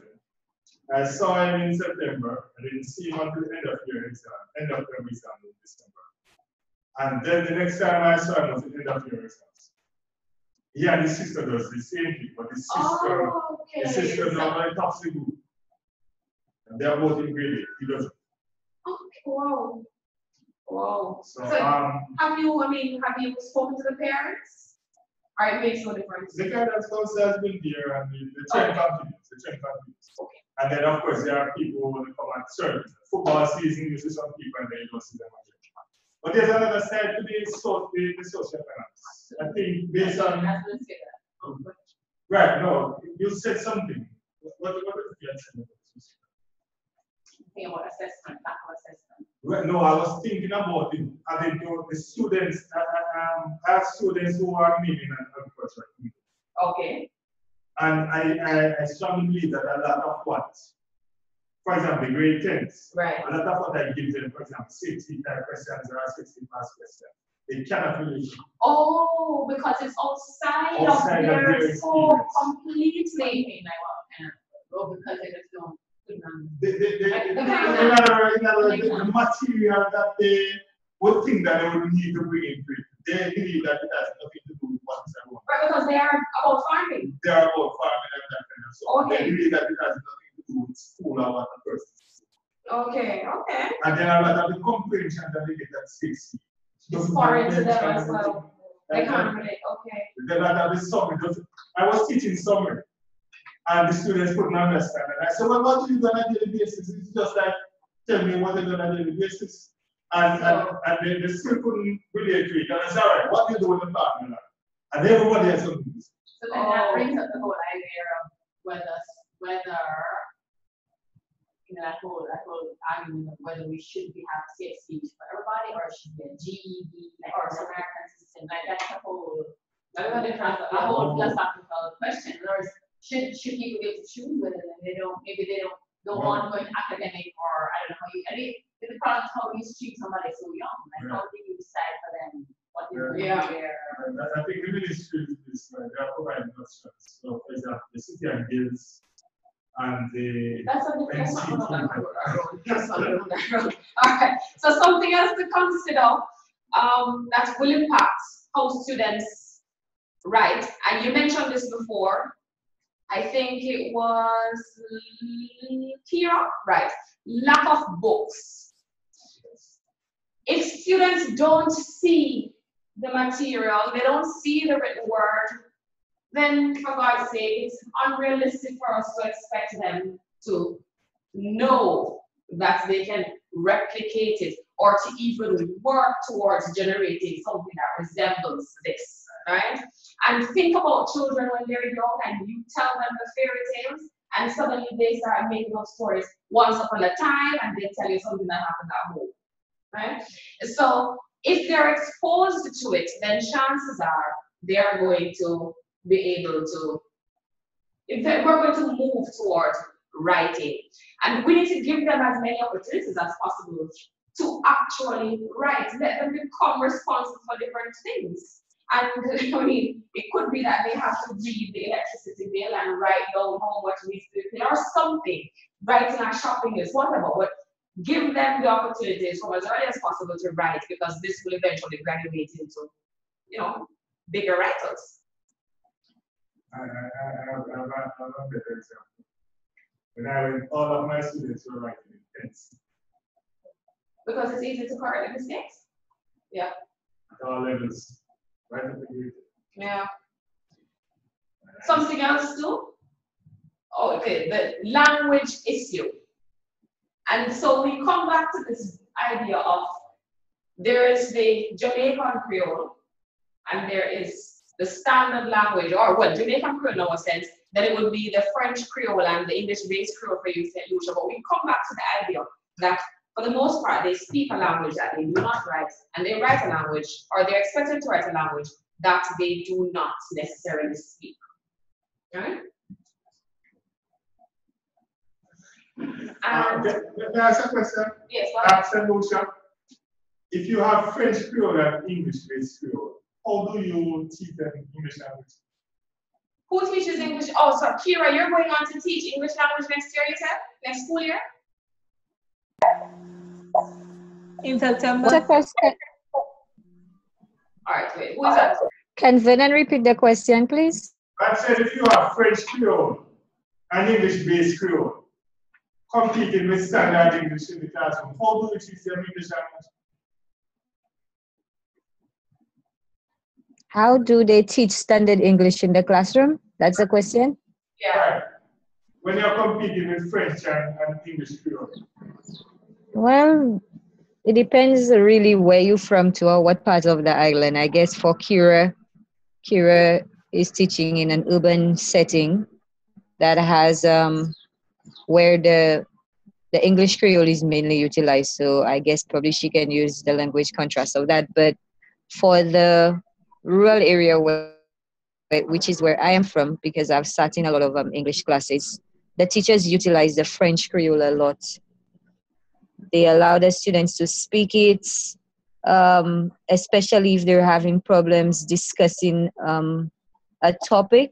They allow them to use it, and then afterwards they tell them, well, okay, so now that you've said it in Creole, say it in English. Okay. No, so it's pretty much, and this is something that, I mean, yeah, it's somewhat similar to what some teachers do here, but certainly I think it is perhaps closer to what happens to when you're learning a foreign language. Right, Sasha, Kira? Right, so you understand the language that you know, and then you do the translation or something of the sort. Okay, but usually, are they able to do good translations, Leo? Yes, they are. Okay. Because they speak all three. They really do speak all three very. Okay, all right. So something else too is that, just generally speaking, since we're having these conflicts between speaking and writing, then it follows that it is going to be imperative that we focus, as teachers, we focus on ensuring that the students understand the grammar base of the language, the structures of the language, the mechanics of the language. So once we are able to insert that or to integrate that with the writing process, then it should become a bit easier to, at least we will know what we're doing and how to lead our students. So it should be less frustrating for us, right? Some of the other things that have impacted on how students produce their writing, the school environment. And you mentioned that at the school, because of the culture, most persons just won't travel on Friday. But there is that element, so the school culture is one element of it. But let us think about like the facilities. How many of your schools are fully equipped for your students? In St. Lucia, do you think you have all the facilities that you need? I see Carrie Ann shaking her head. Definitely not. Definitely not. And it's obvious if parents are able to make up for this shortfall. So imagine that you go in a classroom, no matter the younger they are, the bigger the classes tend to be, which makes no sense to me. But anyway, so the younger they are, this is my experience. So you have like primary schools that have 50 students, 60 students, and they're partitioned from the other class by a tiny little board. Right? So there's a competition. You're struggling to hear yourself, and there is the competition with the other teacher and the other students. And then on top of that, sometimes there isn't electricity in these schools. They're poorly ventilated, and then they don't have the books. So each student cannot get access to his or her own book. And then that is one level. What about at the teacher level? Is it a case where every single teacher knows the curriculum, has access to the literature that she's supposed to be using? I've seen instances where the new syllabus is issued from CXC for our subject area, and a year down the road, teachers don't know this, they're not aware. I remember when Rose's program was being rolled out in Jamaica, and not every teacher had a copy of the syllabus. How do you teach without a copy in hand? How do you know what you're supposed to do? So we have that deficiency within the system where they're under-resourced, and therefore the teacher is at a disadvantage, and that makes the students also at a disadvantage. And a quotation here for our teacher, highlighting problems. Technology, facilities, and we need a lot more training, equipment, VCR, that's why they were using VCRs. We also need more materials and more time, because to make it real, to actually go out and interview and experience the things that we're writing. So she has raised a very good point here. How do you bring that outside experience into an environment where the students can at least vicariously, because as tangible as it can be for some of them, experience the situations that you want them to write about? Not every time you're going to be able to go outside and do a field trip. You're not going to be able to go outside and interview some persons to document something. So we need the equipment in the classrooms to make writing possible. And when was the last time you went into a school library and thought, this is a well-appointed library? When was the last time you did that? In fact, when was the last time you went into the national libraries here and thought that they were up to date? Not recently, I suspect. All right, other school level factors that we have to consider. Career, okay? Okay, so other school level factors, the teacher and her methods, and it could be the teacher and his methods, right? So, how does the teacher view writing? Is it something that he considers frustrating and that the students will never get? Does the teacher understand writing to be a process and can facilitate that for the students? No? So all of these are going to impact on how the teacher's view is going to impact on his or her approach to writing. And that is in the English class. Let's say for history, geography, what are some of the other subjects? Social studies, religious education, principles of business, not accounts so much. Economics, office administration. These are subjects that people tend to focus more so on the content than on the quality of the writing. But because we're looking at writing across the curriculum, I'm going to encourage all of us, whenever we see an opportunity, so Leora, this is specifically for you, whenever we see an opportunity to help students to master the language and to get their grammar in line with more of what is expected, then we take that opportunity. So we teach them how to write, what it is that they need to write. Okay? I would just like to say earlier you mentioned the library. When last did we notice if the libraries are updated? You said that the students now should be called millenniums because of the students do not know how to use a library. That is outdated. They don't do that anymore because I really try to bring them to the most updated library in St. Lucia every year for their historical sources. Based on this, and they don't know how to use it. It's a whole day of stress for me because I'm the one doing everything, and it's just not them anymore. So that one needs to be phased out completely. Or does anybody still teach library science? I remember when I started high school, library science was a subject we actually had at least once per week at grade 7. Is it done in St. Lucia? That used to be done, library skills they used to call it, when I was at secondary school. Right. But that has not been done for years, decades. They have not been teaching that anymore. Okay, so question. When you take the students to the library, since it's not a part of their regular curriculum, before you go to the library, do you actually give them some guidance about how to use the library? I try to tell them how to go about. There are reference numbers on the books and whatnot, and even when we get there, before they start looking for their sources, I show them the way to search on the computer but they're lost. They don't know how to. I try to teach them that you scan the index, you scan the table of content. It's just not something that they do. So it's all foreign to them, and like they would prefer to just go online, look for some information, and just copy it. That's what they do now. Okay, but you see, I get the impression that when they go to the library with you, this is their very first experience. So maybe you're expecting too much too soon. From one experience, they're going to become master researchers. But yeah, that's a good point. That it seems to be something that is on the way in using the library, because even when I pass by nowadays, I don't see many cars at the National Library. And once upon a time, you would see people, when I was going to high school for sure, on a Saturday, would find an excuse. The library was our excuse to leave the house. So that is how, and eventually we get there. Yeah. I was there recently. There is Okay, so when they want to access the internet, okay, all right. But so it's not that they're not researching, it's just the method of research that is different. Perhaps, Leo.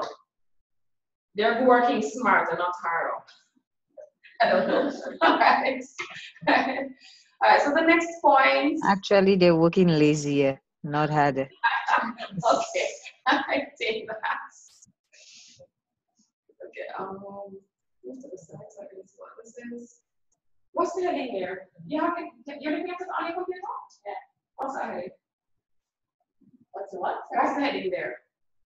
Lack of book. No, after that one, language issue. No, it's a hassle to minimize. Lack of books, socioeconomic, language issue, causes. So we've got to do that. We look at the school level factors. School level factors again. More important, teacher and method. Causes teachers of writing. Oh, right. So I'm just continuing. It's just causes is that subheading. Okay. So this is just a general note that teachers of writing also have conceptual problems. This was explained in the slide before, I think.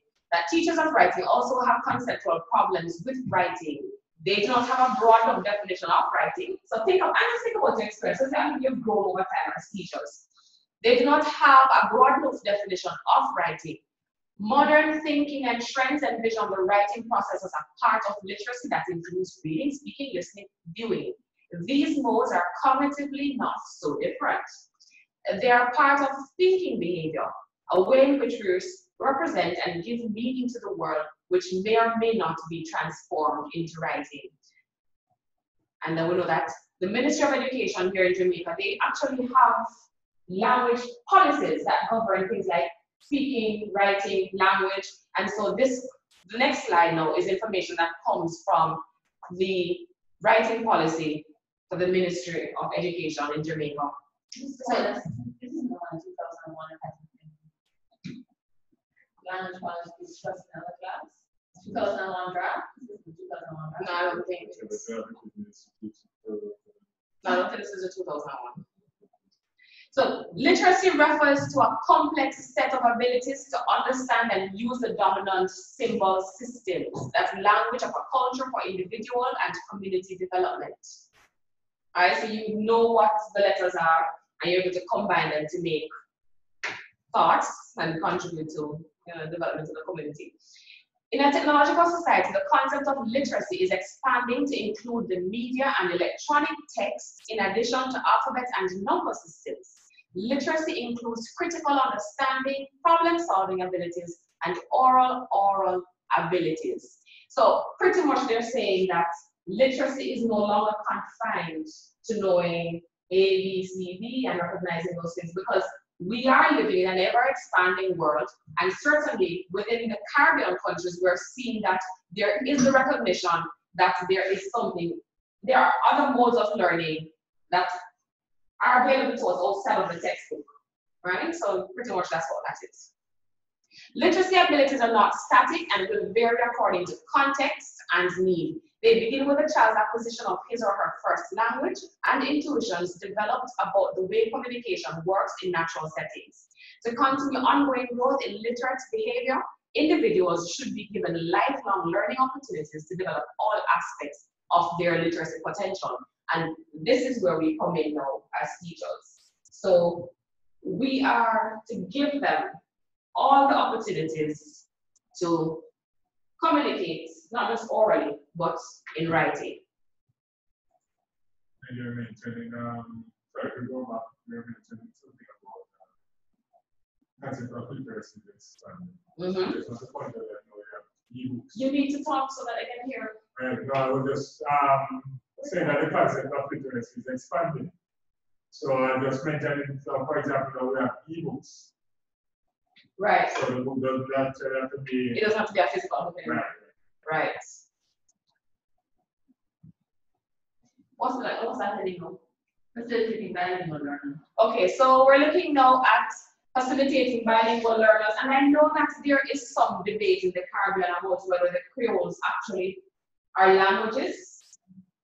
And from a linguistic point, they actually are languages, or at least varieties, because they do have all 5 aspects of a language: lexicon, syntax, for morphology, phonology, grammar. So they exist as languages linguistically. Now, in terms of attitudes, that's a completely different thing, because some persons view the Creoles as inferior, and we are not going to go into that conversation. But if we're looking at it in terms of it being us existing in bilingual societies, or in St. Lucia, it's not exactly bilingual, it would be multilingual, right? Yeah, so we're saying that it is a good thing, because children already have intuitions about language as communication, about print, and teachers must build on this. They're usually interested in their own language, which can offer a base to encourage the use of the target language. And just in terms of, there's a note here on bilingualism, what research has shown that where students are instructed in both languages, they actually perform better. So like in French Canada, where they instruct them, if you go to a bilingual school, let's say you do math and English as the subjects for that semester or that term. In the morning, you're instructed in math, the same topic, in English, and in the afternoon, or French, and in the afternoon, it's the other language. Same lesson, different language. And what they found, I guess because of the reinforcement, is that students actually just perform better. They understand better and just generally perform better. But what this is indicating here is that already students look at language as a medium for communication, right? So it is for us now to build on this and give them the opportunities so that they're able to produce more in the language that we want them to use. The importance of input. Children need to be exposed to many examples of the structures of English and forms of writing. And this is where always we mention modeling, the opportunities to model, and the fact that we need to ensure that they have experiences that relate to literature, right? So even though, like for Lira, it's going to be geography and history, it means then that they have to be exposed to a number of reference texts or at least sources on any one topic so that they're able to see the different ways that people think about or write about a topic. And then they can in turn, they can combine those ideas or pick what they want, what is relevant, as long as they're able to think critically and do what is necessary. Something else, bilingual approaches to writing are now more holistic. There is the influence of communicative language teaching, less emphasis on sentence writing, and more on composition. So the communicative language teaching, for those persons who are not familiar, in a nutshell, it really is bringing the environment into the classroom. So you're teaching students via the experiences that they know. So since the newspaper is something that exists, magazines, youth magazines are things that exist in their environment, you teach your lessons using or imitating some elements of that. So you can actually bring a newspaper article into class, do what you need to do with it, and have the students generate something very similar to that. So it really helps them to see language as relevant. Right? And so, all right, so we're finished with that section. Thank God. So we're finished with that section for the time being. Really just looking at the differences between speaking and writing and how that will impact on what students produce. We're also looking at the other factors within their environment, whether it is their socio-cultural background, whether it is the school environment, and all the things that happen with it, which also impacts on their writing. Are there any questions? Once, twice? No? Okay, so this is, we're looking now at the theories that surround the teaching of grammar. And you see that there are quite a bit. We've already mentioned some already. On camera, there's there says absolutely no eating or drinking in the conference room. Right. So we've already mentioned that there is this notion of prescriptive grammar and descriptive grammar, but we'll come back to those a little bit later on. So grammar or mechanics, what's the difference between the two? And it says here, sometimes the two are used interchangeably because they relate to rules and to structure governing a language. However, there's a difference between them. And grammar refers to areas such as subject-verb agreement, tense, sentence structure. Think about those.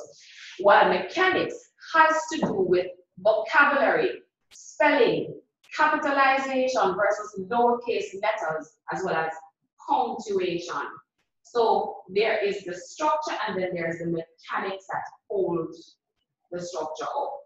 Make sense? Make sense to everybody? Okay. Together, they are the total description of the language. They constitute the syntax.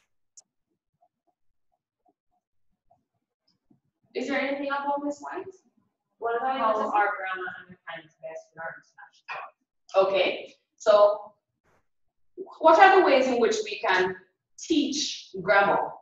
How can we teach the structure? How can we teach the mechanics? The first one, internalization, socialization, innate abilities. And you would have come across Norm Chomsky from when you were doing language acquisition at some point, right? So according to him, these are things that are inherent, and you learn other elements of it over time.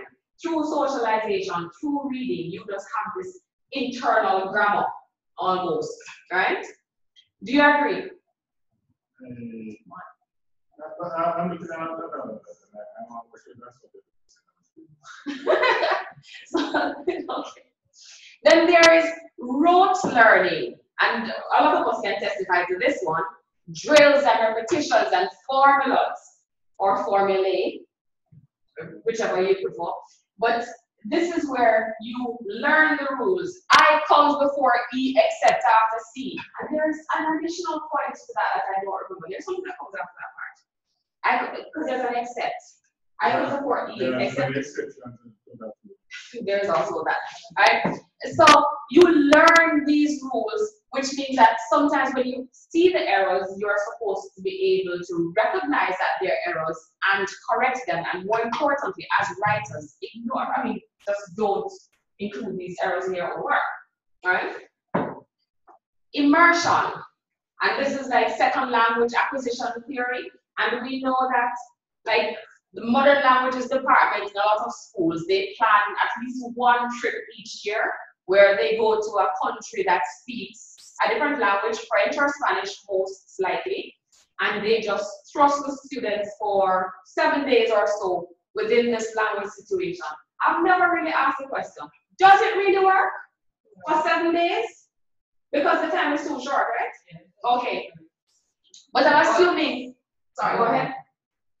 I can tell Louder. I can tell you though, I'm not sure about here, but it gives a student great joy just to say, hold on, and they somewhat as if a native person understands them and they understand and they can respond. Yes. Okay. All right. So something to consider there. But the second language acquisition, this immersion, from what I understand, it is supposed to work. You trust the person within the context and they just sink or swim. And depending on the age they swim, they rise to the top faster. Because the younger you are, the easier it is for you to acquire language. Right. Isn't that what they're required to do with standard English, that we take Creole totally out of the picture? And that's absolute not fun. Some persons need that much of it. Because even in Jamaica, the policy is that you begin from from kindergarten to grade 3, you have both languages parallel in the classroom. And then as they get to grade 4, you bleed the Creole out and give them more opportunities to use the standard English. So by the time they get to secondary, it should be all standard. That goes against, it isn't accepted that students learn languages when they are younger. Which is why I don't understand why we start French and Spanish at grade 7 exactly. But then again, what you're saying, so that by the time you try to No, I'm saying that by the time you try to feed out the English, the Creole out of them, don't have already learned it. No, it's not that you would have learned it all of them, it's over the classroom. Oh. Yeah, for the classroom. Not you trying to replace one with the other. We're not replacing one with the other. Alright.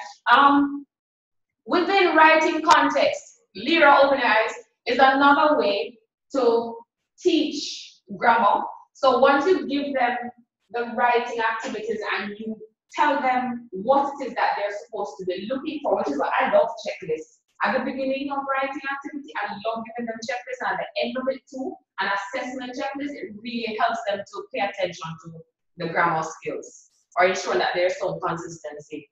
And then another way is observation from reading. Again, coming back to that idea of modeling. And another, learning the rules of grammar and the application of the rules, which is what some of the old grammarians do. They learn the rules and then they get opportunities to apply. This one is, the setting is? Same one? What aspects of grammar and mechanics are to be taught in the CXC? Okay.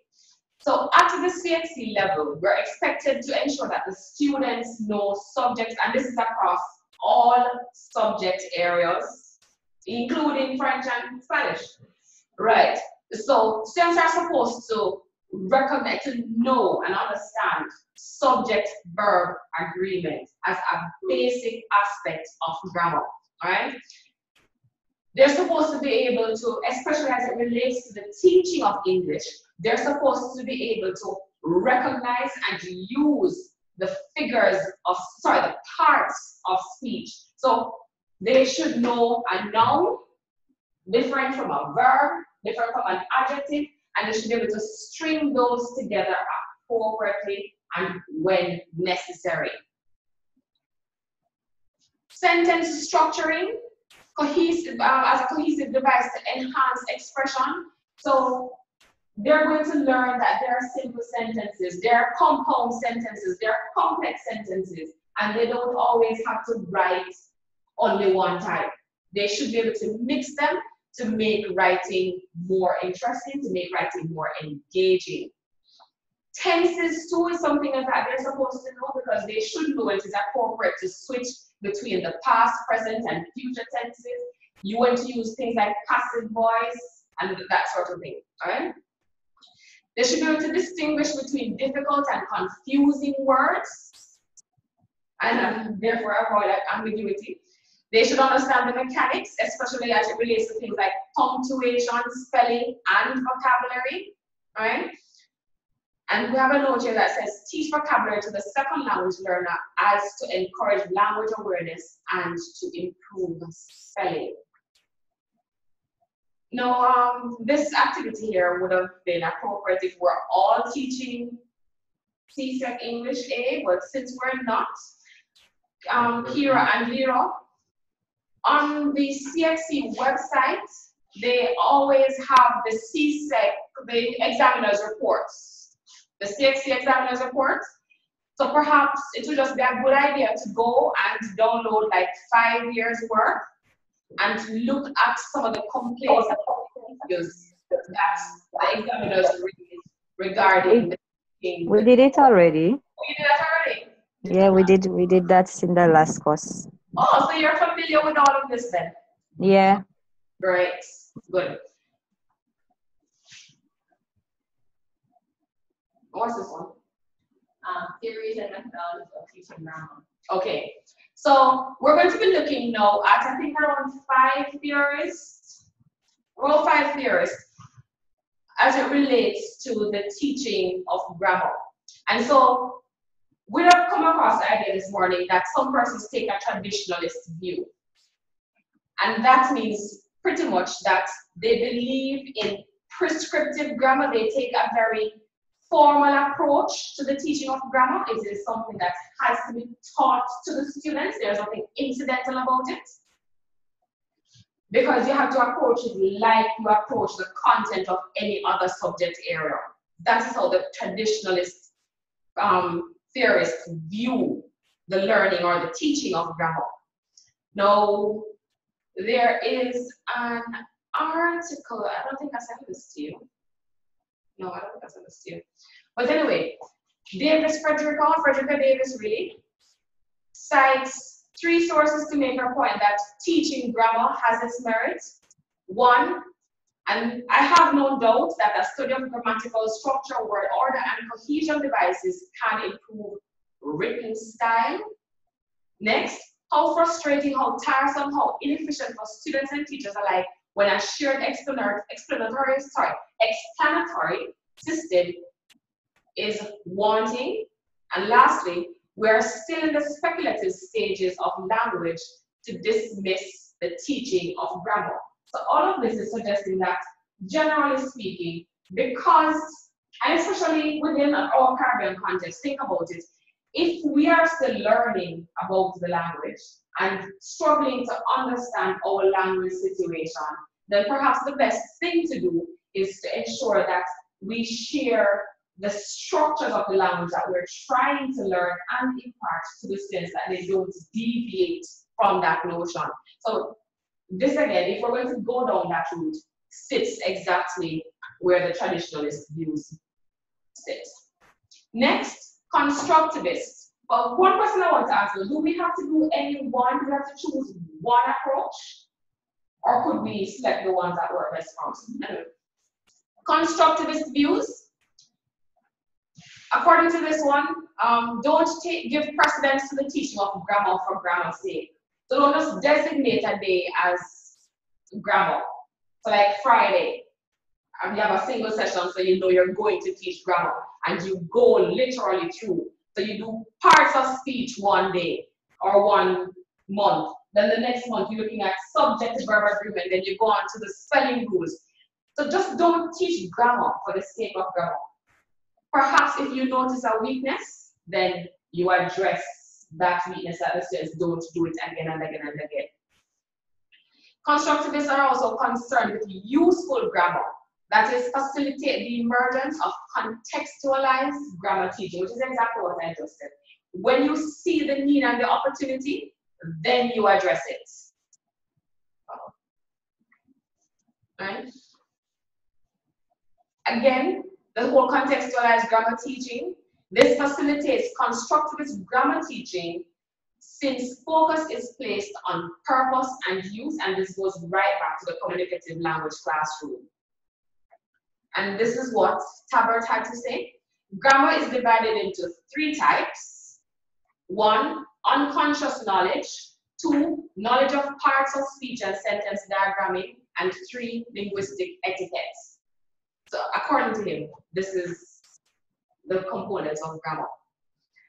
Continuing, teaching grammar. Sorry. Carrie, you want to say something? Oh, right. In terms of sentence diagramming, because I was a part of a school that taught grammar like that. Okay, what's your idea or thinking with regards to sentence diagramming and teaching grammar? Okay.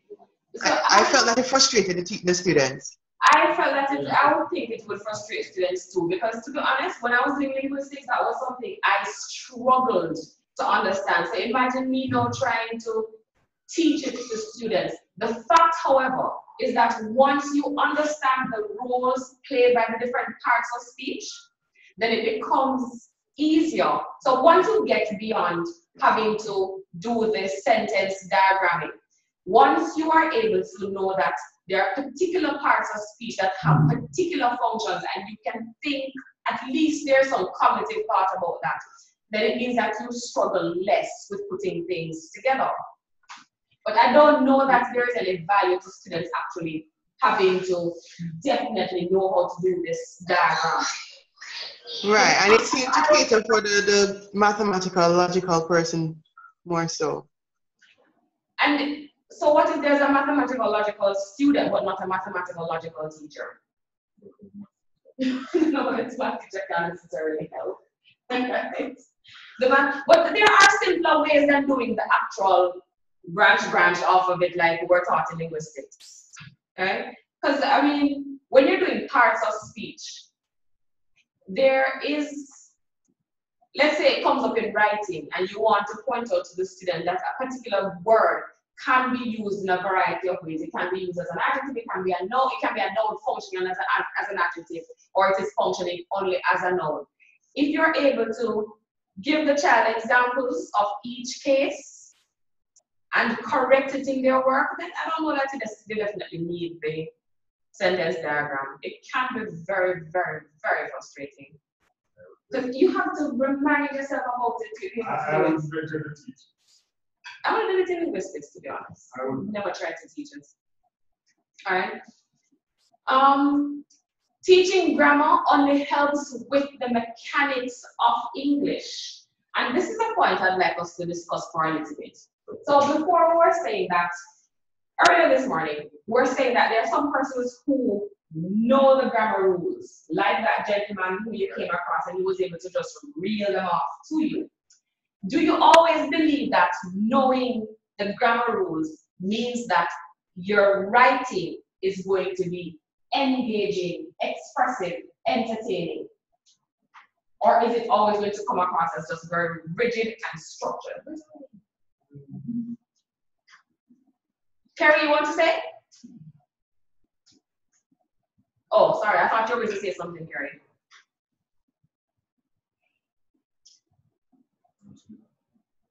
I don't know. I think if you know the rules of grammar, then it's easy to produce flawless writing. But then I saw that your imagination matches up. That's different. But if you are coming from an imaginative angle, it's easy to produce writing that is really interesting and engaging, but there are grammatical errors. Okay. And the grammatical, depending on the nature of the grammatical errors, it can detract from, That's right. It can be confusing, right? So it is important then, though, that the two marry, right? But it's not necessarily have to take it from a very prescriptive stance. Preoccupation with grammar distorts the curriculum. Do you agree? So if you go to class and you're always preoccupied with ensuring the students write things that are grammatically correct, whether it is history that you're doing or office administration or English. You know, I don't understand this real time because we had a discussion about teaching English to a second language. And from my memory of Spanish class, it's a whole lot of grammar. A lot of grammar. So we're saying don't do drills, but teach English like a second language. Like what? There's a disconnect. But in the Caribbean, when we're teaching a modern language, do we always really teach it as a second, like take a second language approach? We're teaching modern languages. Yeah, like French and Spanish. Do we all, the approach is always strictly modern languages? Yes, always. Well, since I've been teaching, it has always been like that since I've been because you do comprehension, you do listening comprehension, you do context, you do like adding right. So like those are understand, but the main, the foundation is what's the difference between stare and star? What's the difference between imperfect and perfect? And do 1,000 sentences impression and 1,000 sentences imperfect. And that's a drill. It's a drill. So to me, it's like a conflict. It's like, what do you really want to do? And I suppose a part of the conflict is that with the French and Spanish, it's completely unfamiliar. Right? But it is not necessarily completely unfamiliar, but because there's a tacit understanding, isn't there? There's a tacit understanding. But we're seeing that so many kids are coming into school and they can't function. Even if you speak to them in English, they can't function. No, they have some understanding. I think what happens is that teachers of English language. Wait, guys, are you hearing us? I think what happens is that teachers of English language in the Caribbean, even though they think of it as a second language, they don't think of it as a second language. They still teach it as something that the students are familiar with. Students have a grasp with. Absolutely, that's the problem. They're teaching L1. They're teaching as if English is the language of home, and it's not. Right, and the students, they know that they are not familiar with this language. They don't speak this thing. But they go along with it because they know that they should be speaking. It's almost like a guilt. So you go along with what choice do they have?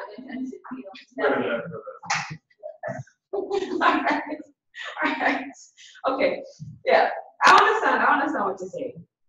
But to be honest though, I don't love drills. I don't know drills either, but I think there's chemistry.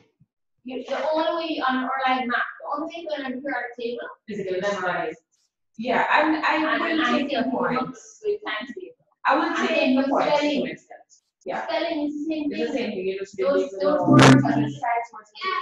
And that's why we do thousands of spelling. I remember when we were in the secondary school, we got a primary school room, they had to list up 20 words and have to memorize it tomorrow. That's true. I'm still in secondary school as well.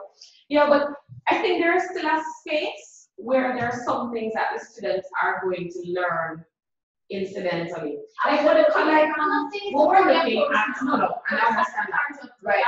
So when we're looking at like those verbs that are not always, they don't conform, they're irregular verbs. Like something like that. I remember learning the irregular verbs because they are conjugated differently. Yeah, so I take that point. Yes, but no, not in Spanish, no, in English, I'm English. In English, right? Because like went, go and went as past tense, went as the past tense of go. Yeah, that, I mean, yeah, that's possible. You don't have to learn that. And then is regular ones. You didn't learn the regular one. Regular ones, you can go through it like I, you, he, she, he, it. Oh, but it was different. Yes, it was went straight into it. Oh, what we're saying before. Like, okay, because we had to know it. But like, well, for me, I remember how my teacher did the whole like is when to conjugate the verb to be. We had to look at that as being different from a verb like walk. So I got the experience of regular verb and irregular. The concept of conjugation. The concept of conjugation I learned from Spanish. I don't know. No, I did not know the thing in English before. I learned that in high school. I had a teacher who was very prescriptive, and our English classes were divided into grammar and writing. Two different teachers for English. But that students, but also in that secondary school have language and literature. The same teachers both subjects. Yeah. Right. Like what Yeah. Is it still morning? Why? because you know how many assignments and languages you have to like. Oh, wait, no, wait. We're losing our colleagues. That's good stuff. All right. Still looking at this is the constructivist. Teach grammar to make students more knowledgeable about the structure of English and towards becoming better editors and writers. So essentially, it's almost opportunistic. They're saying. So you're not going to give them, you're not going to burden them with everything. Just take the opportunity. But what if there's so many questions here? Because like your agricultural students. Right. How much out of their scope will they venture? So that's you're going to need to teach them more and more grammar, or is it going to always just be the same? No, man. I mean, you have a curriculum working with, but if we're going entirely with a constructivist, yeah. But if we go entirely with a constructivist, then yeah, we all have meaning. No, man. Okay. Okay. Still looking at the theorists. What's this one? It's still constructivist. Yes. Okay. According to, I don't know how you want to pronounce this. Legal. Do you say like in Google what unshakable belief among teachers that grammar will improve writing, and this is not necessarily the quality of writing. Let me say that, right? So if we're looking at how this is it properly punctuated? Are the sentences properly structured? Fine. But in terms of writing that is going to command attention, not necessarily. This has already been discredited. 3 reasons for failure of traditional grammar instruction. 1, uninteresting and too difficult and not adequately learned by students, and then not applied. 2, the learning of structural/formal grammar does not allow for the transfer into other writing situations. So they could learn it in English and then they go to geography or history, and it's like they never learned these skills anyway because it doesn't relate to what it is that they're doing. So if we're going to take that approach, then it has to be relevant to what it is that they're doing. And that leads us into the 3rd point, that it can be irrelevant to real life writing situations. He feels, and this is about Ngochi, he feels that it is more beneficial to teach meaning and style, which are both relevant to writing, and by evaluating sentence structures, therefore, we're doing it indirectly. So if we're doing meaning and style and evaluating sentence structures, the students will inadvertently learn the grammar.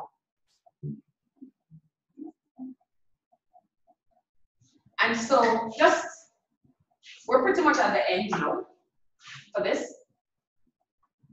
Just, yeah. Huh? Miss Weaver. I missed one? Yeah. Oh, sorry. So we have one more slide. According to Weaver, teaching only the relevant content, we should only teach the relevant content of grammar, and again, that's opportunistic approach. Teach this grammar content within the context of writing, so you're not separating the base from what you're building on. Minimize the terminology, so don't go to class and talk about syntax and morphology, all right? Don't bother. Just teach them in a language that they are able to recognize and use. Emphasize those elements most useful in helping students make sentences more effective, including editing to follow conventions. So when you're, for example, we have a habit of sometimes taking the subject for granted. I've noticed now, in a lot of cases, I'm doing some, they don't say I am, it's I'm doing this, right, AM, right. So essentially, we need to be aware of the inconsistencies, and we need to help them to guard against including these inconsistencies. One, for example, that comes up is in subject-verb agreement, after a relative clause, the verb behaves a particular way, and as English teachers, we don't always remember. And so we have our students producing these inconsistent sentences without always paying attention. Another one is the subjunctive. How frequently do we point the subjunctive out to students so that they will say, if I were, so we need to be aware, point that out, so that the students, when they're editing with some sense. How to structure their sentences, where should the subject of the sentence be? How can they play with that so that they can do their relevant changes whenever they need to? It's not in any of the text. Place Emma? It's not in any of the text. As a topic. No, not as a topic. No, it's really going to have to be you knowing and helping them. Right. Yeah. Place emphasis on producing effective sentences rather than on analyzing sentences. So they have this idea that they want to share. How do they share this so that the reader understands exactly what they want to say? How do they share it so that the reader is not left with more questions than there are answers? Right? So helping them to write effectively more than saying, okay, the subject is here, exactly where it should be. This is the verb, even if it's an incorrect subject and verb, they place them properly. How dare you tell them that it's not correct? Teach not only correct punctuation, but effective punctuation as well. So the end marks, I find that students tend to shy away from using exclamation points because they think it means shouting. I find it amazing that they don't understand that this is to express strong emotion, which is not necessarily shouting. Yeah? So how do they use the punctuation mark? When do they use the semicolons? Or students, they don't use semicolons because they don't know that it is an option. So instead of using semicolon, they start a whole new sentence. Right? So these are things that we want to help them to incorporate in their writing. Lead students to discuss and investigate the issue of usage. Where's the end of that? I have to say open bracket, but I don't want my close bracket. Right? So lead students to discuss and investigate the issue of usage. When students create their own rules out of an accumulation of observed sentences, they will better understand the rules. They're more likely to understand what it is that they have created. But of course, this is supposing that the students are able to observe, because they're not always that literate, as in they don't have the observational literacy. They can't see things and connect the ideas. But when they become critical thinkers, they should be able to do this. And so, last thing on this slide, is it? No. So, do I have this in the wrong place then? No, I don't. Next one is Okay. Quickly, go ahead. So, why is it important to understand the relevance of teaching grammar? And this is just a question for us to think about. We're teachers, not all of us teachers of English, but we're teachers where students are expected to write things in Spanish, in French, in English. Do we need to ensure that the grammar of the relevant language is understood, appreciated, and replicated by the students? Say anything you want. Yes, we do, because we are only enhancing their communication skills. And so they want to know that they can communicate. When they communicate, the structures are hard. All right, yeah. And when they have incorrect structures, it's very distracting, isn't it? Right. It's like going to church and the pastor is not able to communicate in one language. I find it distracting to switch from Jamaican Creole to standard English, right? How does this understanding impact your views on writing across the curriculum or writing in the discipline? Anybody?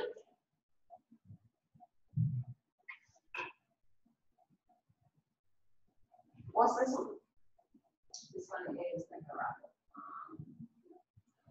important considerations, implications, position, and family. Okay.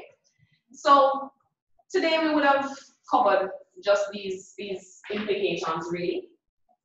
That grammar should not be taught descriptively or prescriptively, so you're not going to just allow the students to discover grammar on their own. And then on the other hand, you're not going to go and just force the grammar rules down their throats. You're going to really teach grammar in a functional way. And if that means that you have to marry different elements of the two approaches, then so be it. You marry them as is necessary. Next, teach only those aspects of grammar that students continually encounter.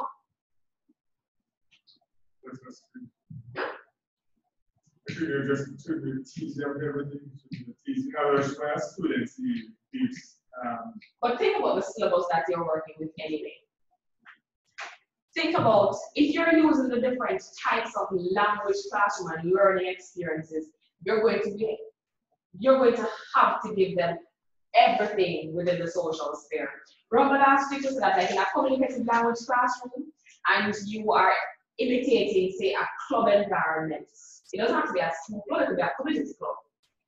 Then tell me which element of grammar will they not experience when they're generating the different types of writing. One who is going to be doing, so the president will have to do, say, for example, with his secretary, the agenda. And then the secretary is going to have to generate the minutes. Somebody else might be in charge of writing notices, doesn't have to be the secretary. The public relations officer can be in charge of something else. So tell me, what will they not cover? So they will encounter everything.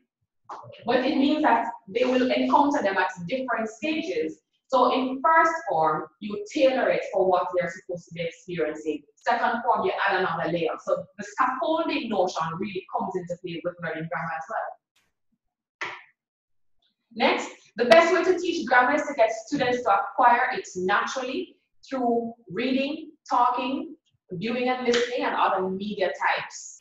So pretty much, for them to truly appreciate and understand it, you need to ensure that it is imitating what they see and know in their everyday environment. They're going to give them opportunities to talk. So like when you're doing the club environment, let them actually have a club meeting. So they talk and they share, let them imitate the PTA structure. Each person has a role.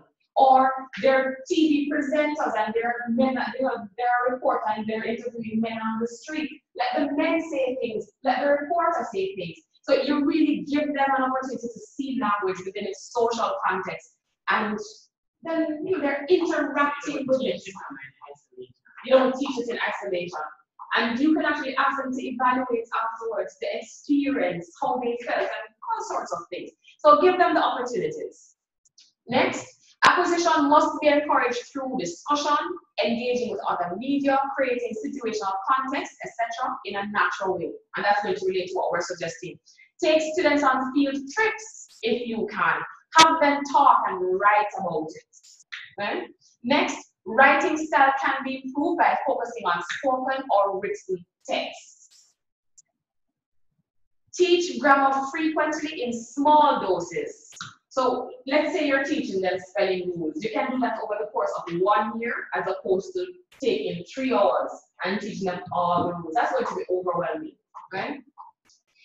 Draw grammar lessons from the writing done by students, but present these lessons as direct instruction for the entire class. So if you notice that there is an inconsistency in one person's work, you can, or let's say something that comes up in everybody's, you can take the example from somebody's work, block out the name, you have a document camera, or maybe you want to type it over because the handwriting is recognizable, you don't want that to anybody, but project it to the rest of the class so that they can see it, go through how it can be corrected in a reasonable and logical fashion, and before you know it, that's not a problem you have anymore, right?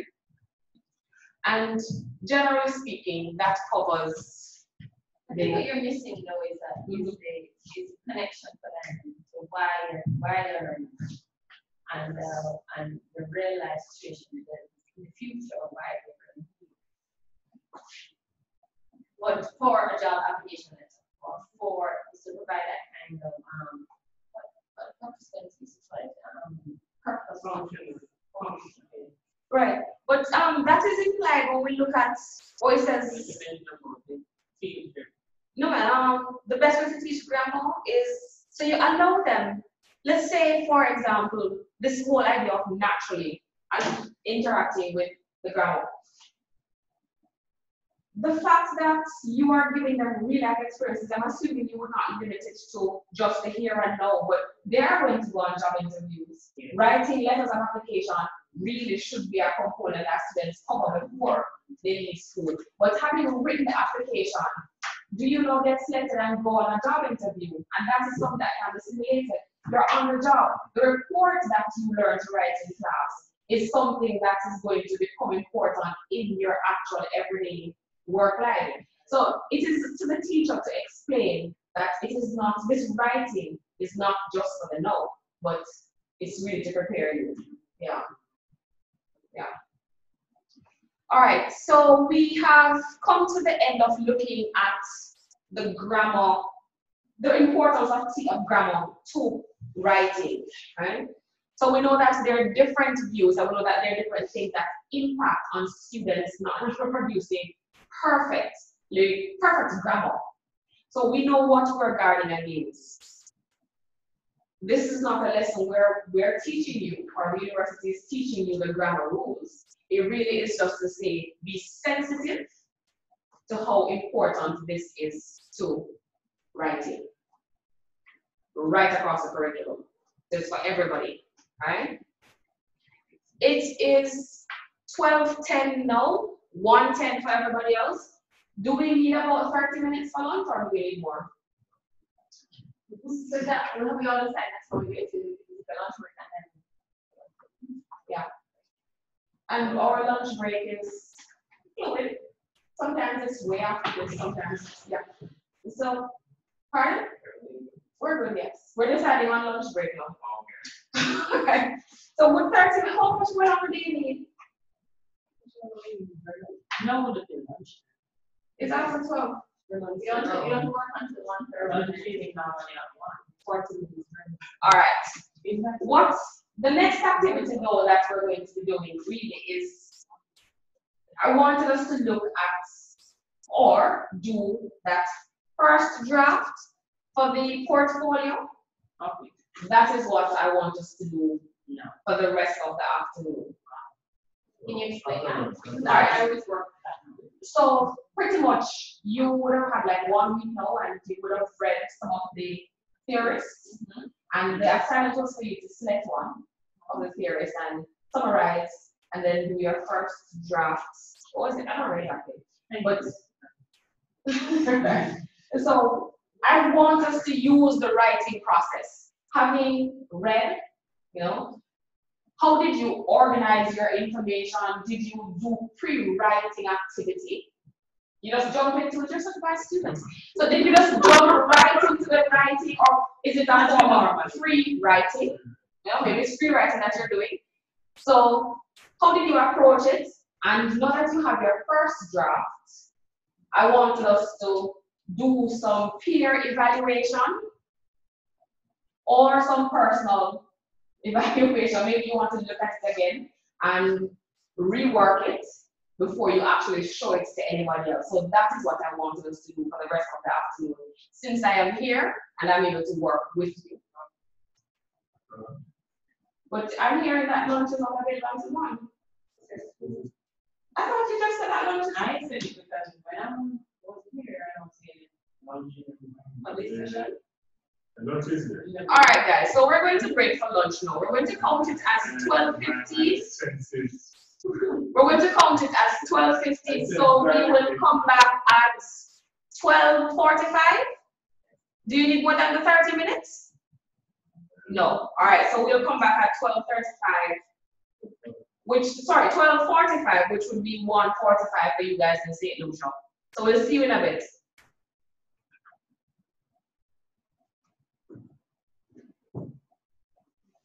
What's gonna happen next Thursday?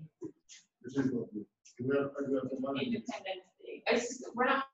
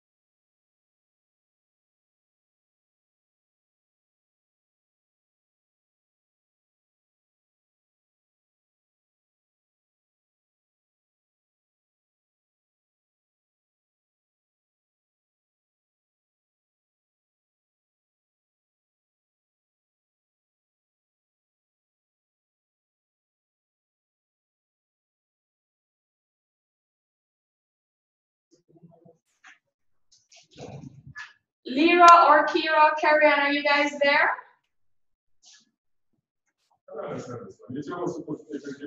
Yes. Hello? No?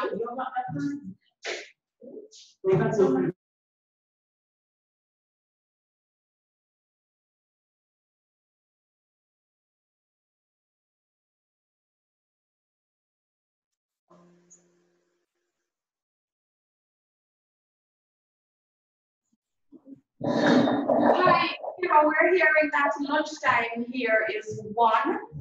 So we were wondering if we could just continue working until 1, and then we would break at that point, do lunch, and come back. But Lyra is not picking this up, and I'm not seeing Carrie-Ann, so they won't know. So what that means is that we might end up with a staggered lunch points, meaning that when we are off, they might actually be working. And when we just work now until they come back. Does that work for you? That's fine. Okay. All right. So let's go back then to the actual assignments. Find it.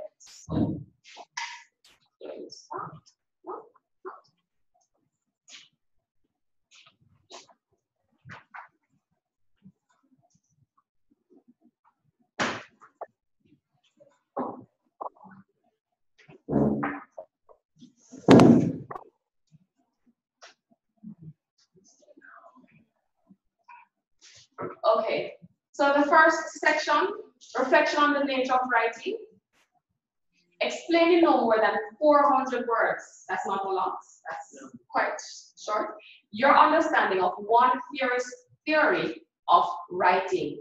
Make sure to discuss the theorist's conception of the stages that facilitate good and effective writing. And that's all 6 out of the 10 marks. And initially I said don't use flowers because we would have gone in there, but we didn't actually do that. So you are at liberty to use flowers now. The next point is to discuss 3 implications of teaching writing at a level determined by you when you apply the theorist's conception of the teaching of writing in a Jamaican or a St. Lucian classroom. Sources must be noted where necessary.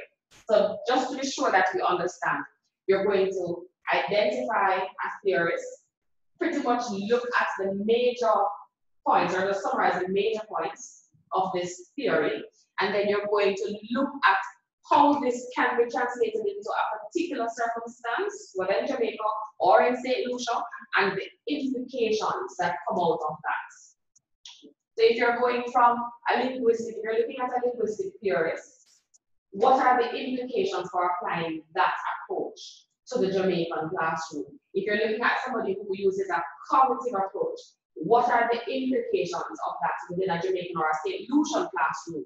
If you're looking at a process-driven approach, what are the implications? So that is what we're supposed to be doing. That's what you should have done. So, where are your first drafts? Did you do it, Kiro? Yes, I did. All right. Your colleagues are amazed and impressed that you did this activity because I suspect none of them here has done it. Sorry, I'm sorry. So Vernon has done it. Sashana started. You have each other's email addresses? Yes. Okay. Have you done anything else? Okay, so Ashley thought about it. But Kira, my problem now is that Vernon doesn't have a computer in front of him. You have a computer with you? So you can pick up, and you can go on the internet. Yes. Okay, so you can plug in over there. No, man, what I was thinking is that Kira could email hers to you, and you guys work together. And then Ashley will think and write. Yes. You will think and write. And what will you do, Sashana? Think and write? Sweet Jesus. Okay, so Kira, I'm going to ask you to email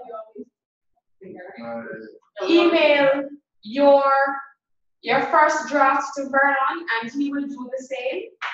And you guys will pretty much work together to critique each other's work to see whether you have completed the first. How close are you to getting the 6 marks? And how close are you to getting the additional 4 marks for the other section? So before I even see this, you guys are going to work to refine each other's work. This is the feedback stage. And then if possible, you're going to do the revision in here or no, and then that is what I'm going to want to see. You want to see all together in, or you want to see now? I don't want to see the first draft. You know, No, I don't want to see the first draft. you're going to critique or You're going to, is what you revise from the first draft that I want to see. so we're going to You're going to send it to me. Yeah. Yeah. What if we choose the same theories? But it's probably inevitable. To be reasonable. One second. By the end of Thursday, can we get it by Thursday? The first draft? No, the revised draft. All right, so by the end of Thursday, I'd expect to see the revised first draft. Yes, Kiro? For the theories, we had to choose from 7 or 4. I was not sure. There were 7 theories, I think. Yeah. Right, so you could have chosen any of them. I think so. All right, so that's okay. All right, so Vernon is now cooking up, and yes,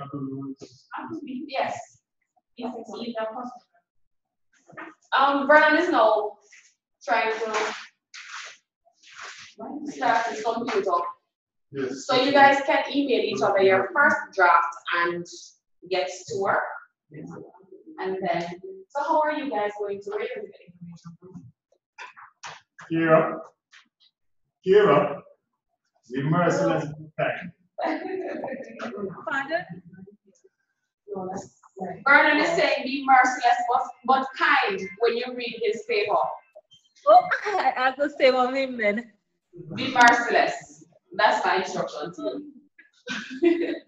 Where are you guys going to get the oh, you have the okay. There's a restroom. Yeah. Outside? Yeah. Right there. Yeah. That's not good. Okay, fine.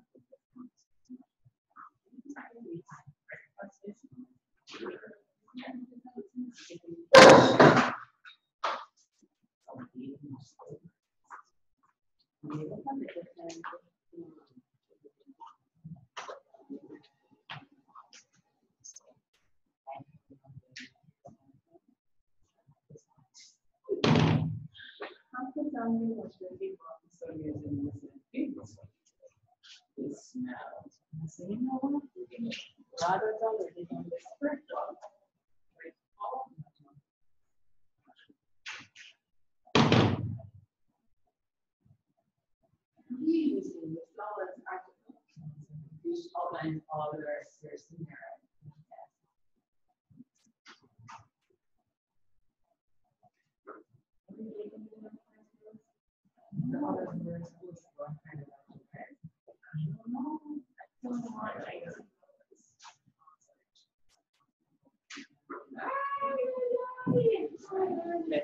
Thank you very much. All right. So for the first time, I'm going to have breakfast. I noticed you're not eating breakfast. So usually have 2 grapes, some orange juice, because the organizations and so. And you take off all the orange green tea. He has it well. You know about it for your kids. I was I'm so sorry. That's all right. The worst has gone. The worst has passed. I didn't want it. The worst has passed. His colon is filled with tumors, and God alone is still passing his through his soul. It's not what we want, but you know, push. So he's nothing in it. Just like he's losing weight. Okay, so we were on this bad thing, and I realized this money was to kill him. Making you can't really toxin someone, and he's going to eat toxin, tea, right, raw rice, milk, and milk, and I'm telling him, I don't want him to eat. Yes. Oh, melamine fever. No insurance is quite. You know what? When he was in the hospital, he never came on the board. The doctors told us that there's absolutely nothing we can do for us. Anything you ask for, just give it. No additional concept. No fructose, no food, no insurance. So we're not going to be TTT, many people. So I would like to place it in check all the kidneys and I check all the colonies, help people in kidneys and they put in a bag. You need to buy it. I mean, you're not ready, what you do, you just need to it's hard to kind of anything I have ready for it is together. That's not one. I don't think it's the same. You know what's common here? These are distractions.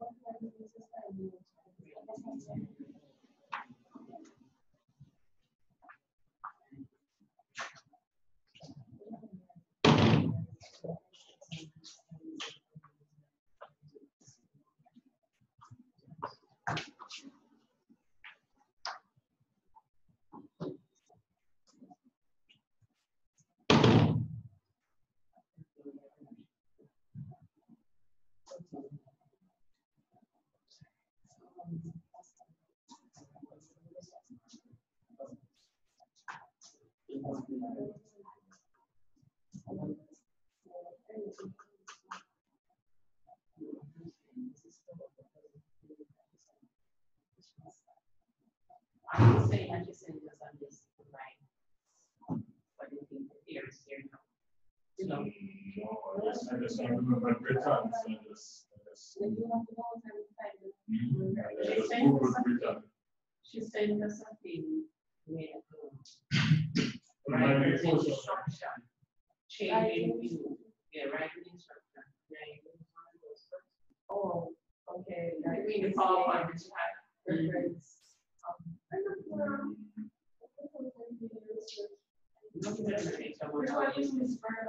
use Britain. Oh, because the family of James Britain. I just Google. Britain is why I use it actually. I don't use elbow anymore. I like right. She mentioned here stands though. They have here stands.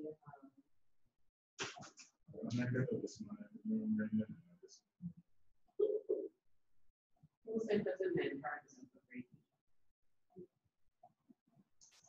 You would have been here. You have been here. So what do you think about the document writing instruction? Those spirits aren't they? One sense they? The writing instruction, the changing things over the years. Oh, I don't know. I think that's what she's referring to. From the first PowerPoint you have like listed like side. That's the one with 7 years, that's what she wants on. Oh, the from the floors. Return. No, in the PowerPoint. From the first PowerPoint. Yeah, what's the lecture one with ancient rights and slide 9.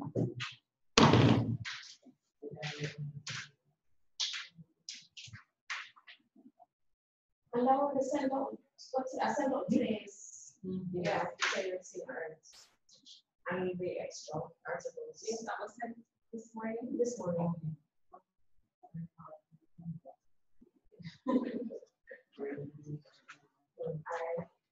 I work best in the mornings.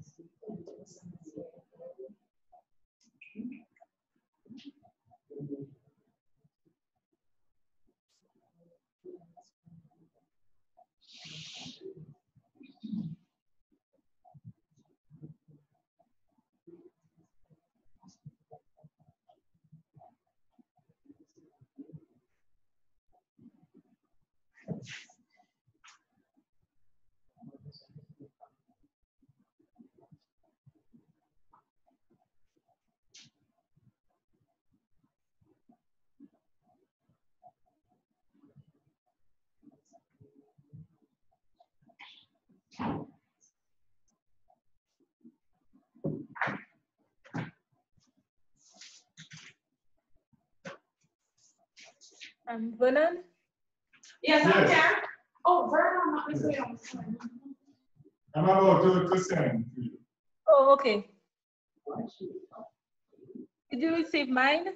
Yes, yes, I did. Okay.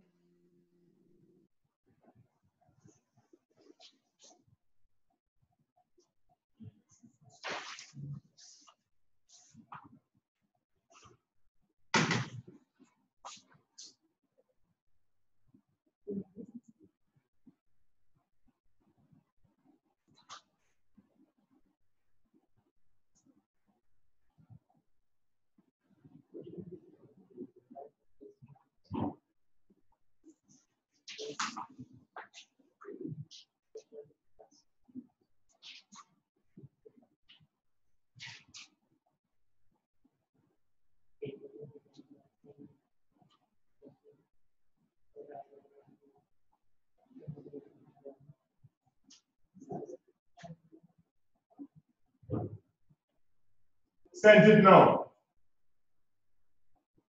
Kira. Oh, yeah. Just so you know, You sent it? you're not using it. Right. Okay. You got it?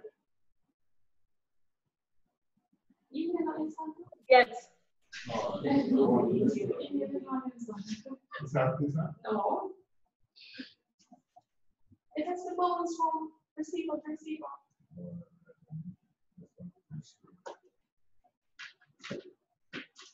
It's fast.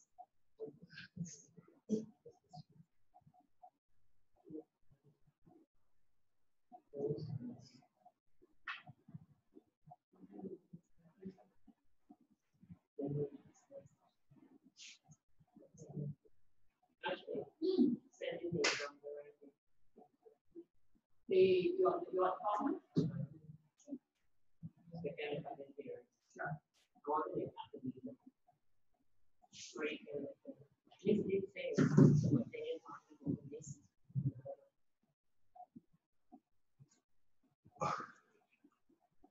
You want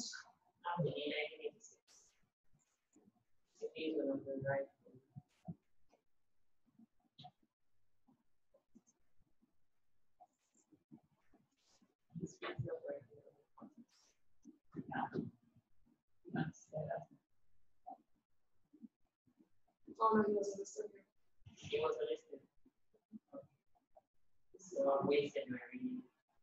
Oh, it's acquiring information wasted. But what's preventing from using it? It doesn't have to be one of the theories, right? It doesn't have to be one of the theories here. As someone is analyzing theories, I recognize private theories. So what would you do?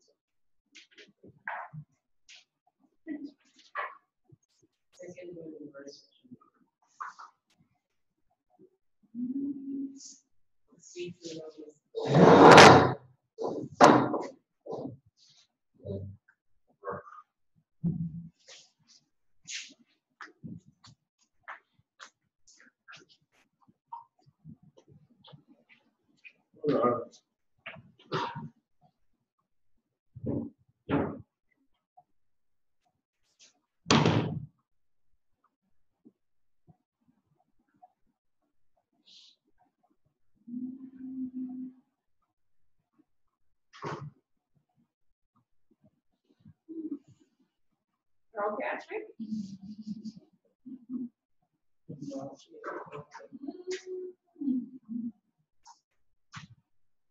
Don't say it's horrible. Oh, sorry. No, no. Yes, okay. Okay. You can tell it.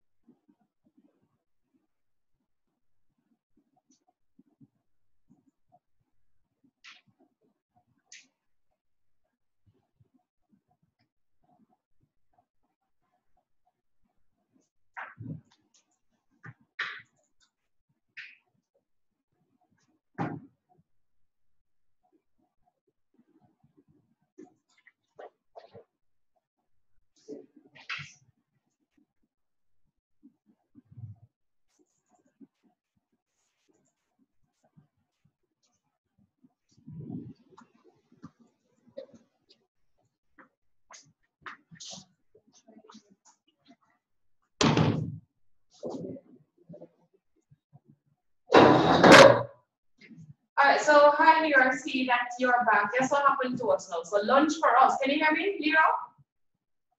Lunch for us is at 1. So we came back and we have been working on some persons are working on the first draft, writing the first draft, and Kira and Vernon are actually going through each other's first drafts. Did you actually do this activity already? Yeah? I have the first draft, my first written draft, and somebody has to read it, I guess. Yeah. How far have you got with the Vernons?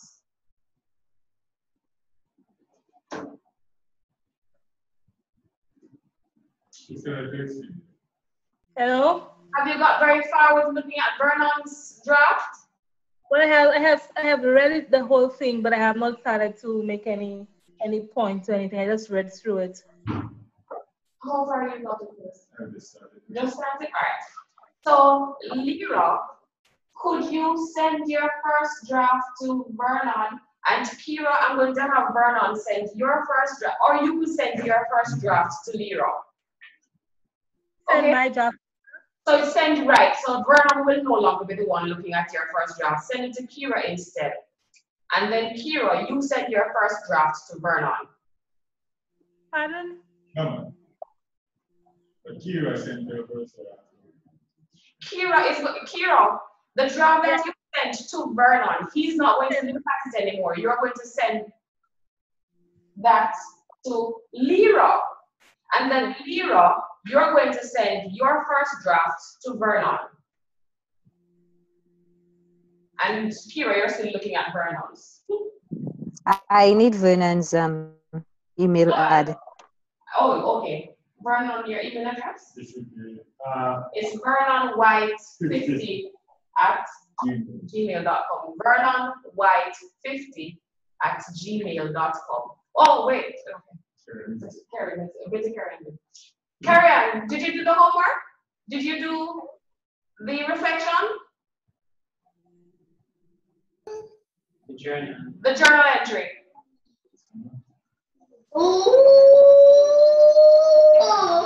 No? Okay. When was that given? huh? Okay, so the did I email this out to everybody? Yes, please. But Yeah, but I don't think I wasn't clear. I wasn't clear whether it was submitted or I wasn't sure. Okay. Yes, All right.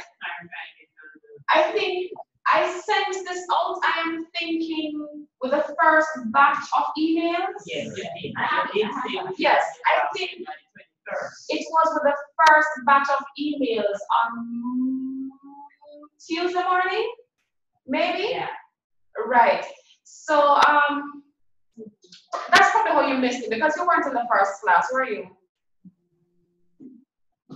Carrie. Yes, I was in the first class. Can you just remind me what's the homework? Okay, so it's the assignment itself is labeled. The entire assignment sheet, I think, is labeled the journal task. I think that is what is labeled as the very first set of emails that I sent to you. Right. It's supposed to be done in a portfolio? Right. And then the first one is reflection on the nature of writing. And we really, today's the 23rd? 28th? Right, so we should look at this from last week, Thursday. And what we're going to do is to exchange our work then, and then go through that stage of the writing process, since we're looking at the nature of writing and the writing process last week. But it didn't happen, so we postponed it to today. But I suspect you haven't done this at all. Are you able to pull up the assignment? I can check. I can check. All right, I think it's just put it on the monitor. Are you able to see the monitor now? Do you see it on the monitor now? Reflection of the nature of writing? No, I'm only seeing your. Yeah, no, I'm not seeing that. Is it open? It's open, yeah, so you're not seeing it. No. All right, I'm going to stop share and I'm going to share again and see if it comes up this time. See it now? Okay. Right, yes. EDLA 5110, writing the secondary schools. Right, so we're doing the first section here, reflection on the nature of writing. That was, right. That should have been prepared for last Thursday, when we would have gone through doing exactly what we're doing now. But don't worry, you're not alone. Your colleagues here who know better didn't do better. So they're just not working. They're taking the opportunity to work on their first draft. I could call names, but I was going to point to them. I don't even get to be pointing to them. Right, so they're working on the first draft now, and then they're going to exchange. Otherwise, Kira and Lyra, have done, as well as Vernon. So they're looking at each other's work, doing that first critique, but you're supposed to go through the writing process as in doing pre-writing activity, generating the first draft, which you will now exchange with any of your three colleagues here. You will criticize each other's work, and then you'll come back and make the adjustments, and that is what I am going to see. So I want to look at it before you actually submit everything to me on August. But this is the only one that I'm going to look at like this, by the way. Okay. So whose own do I get to read? Kira, Vernon? You are supposed to I send mine to Vernon already, so I don't know. right. So Vernon will look at yours now. Kira is supposed to send hers to you. I did. You did? Lira at live. I sent it to you. Okay, I haven't received it. Your email address is What ANRIMS? That Kira, the ANRIMS document? Yes. Okay, all right. Okay, you got it. So Lira, to be clear, you're going to look through to see how well she has summarized the theorist's ideas of writing. And then you're going to look at whether she has spoken to the implications of implementing such an approach in a St. Lucia classroom. So just going to see whether she has done the assignment well and make recommendations about what she can do to improve.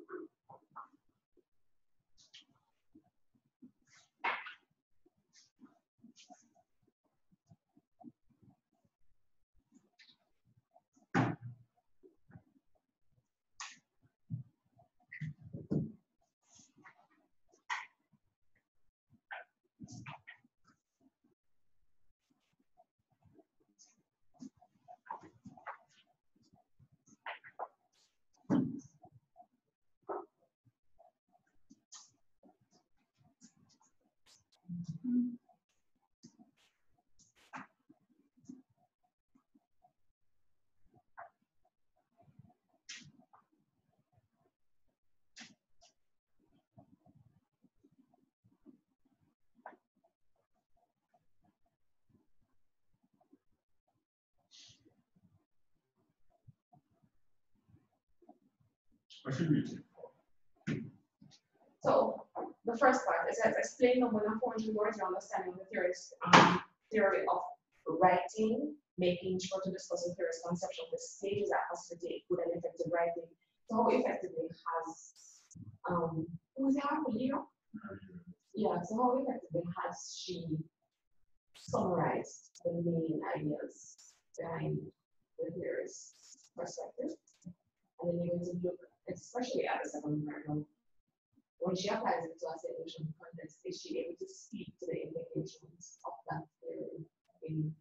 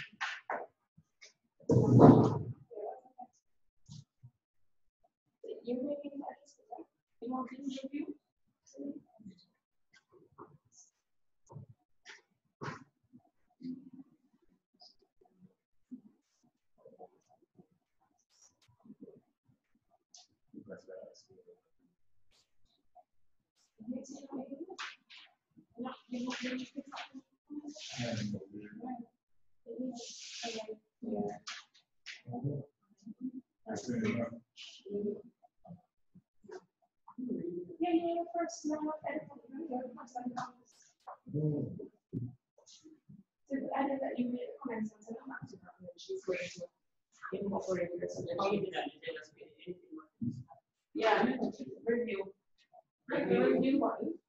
And then you see options to make new comments, subtract changes, whatever. Make the comments. So when you do the comments. Wow.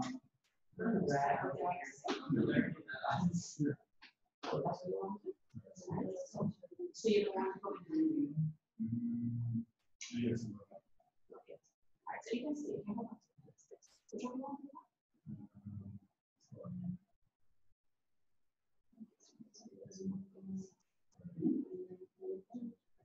Oh. And you can track changes.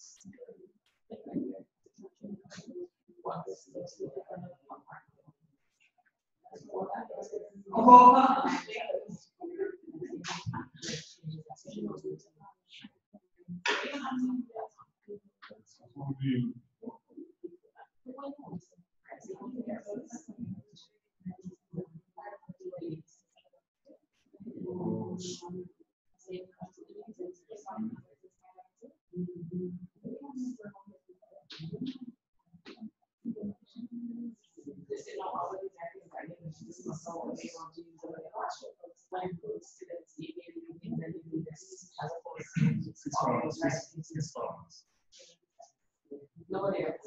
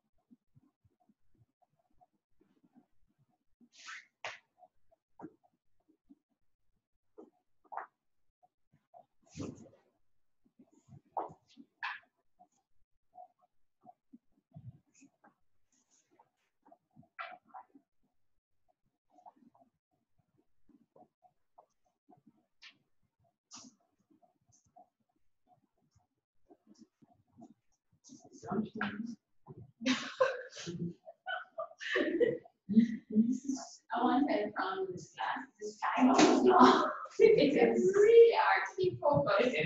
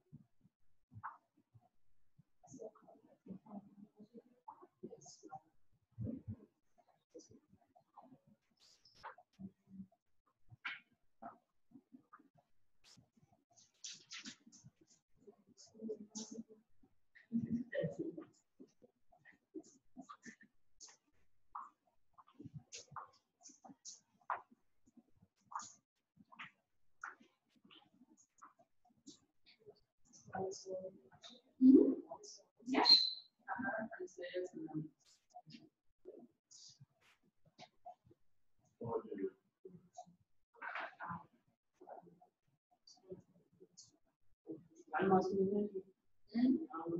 No.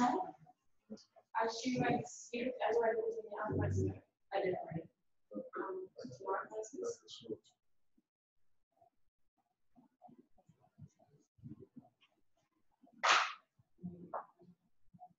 Who am I gonna exchange with? You guys will have to make that decision. So we're staying also with us smart people. Wait, what's the same? No. But I'm finished that. If you're finished ahead of schedule, like if you get to do your first and second drafts, and you want to submit them to be ahead of schedule, I don't know how I can look at it. All right. So I guess Carrie. How many girls are Only the one. Oh. So you want to do your second draft and and then after you revise it, I will get to look at it again. Or I will get to look at it. Maybe you could email to Carrie instead. Sure. Or email. Yeah. Sure. Yeah. So you and Carrie can exchange. Okay. So save this. You didn't start the section about the TV now? Is it anything?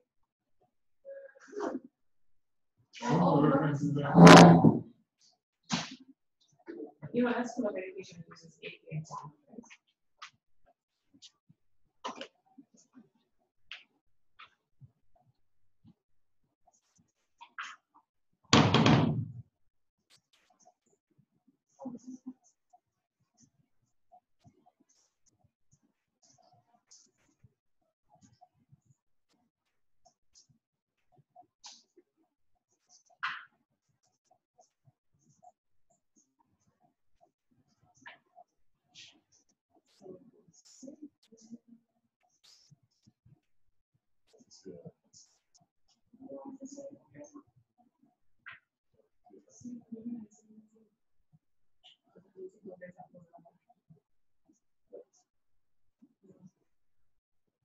Yeah,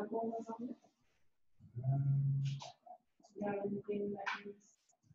No, I can be sure to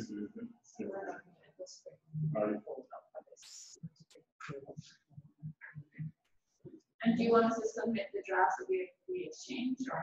No, I just need to see the second draft. Yeah, please, and comment.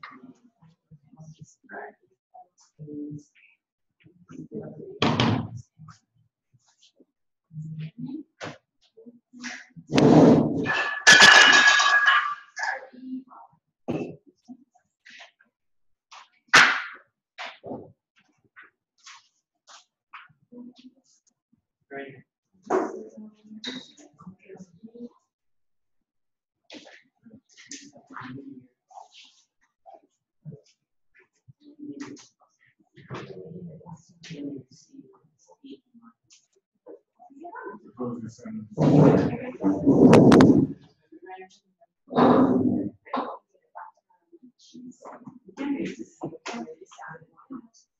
All right, guys. So when I meet you on Thursday,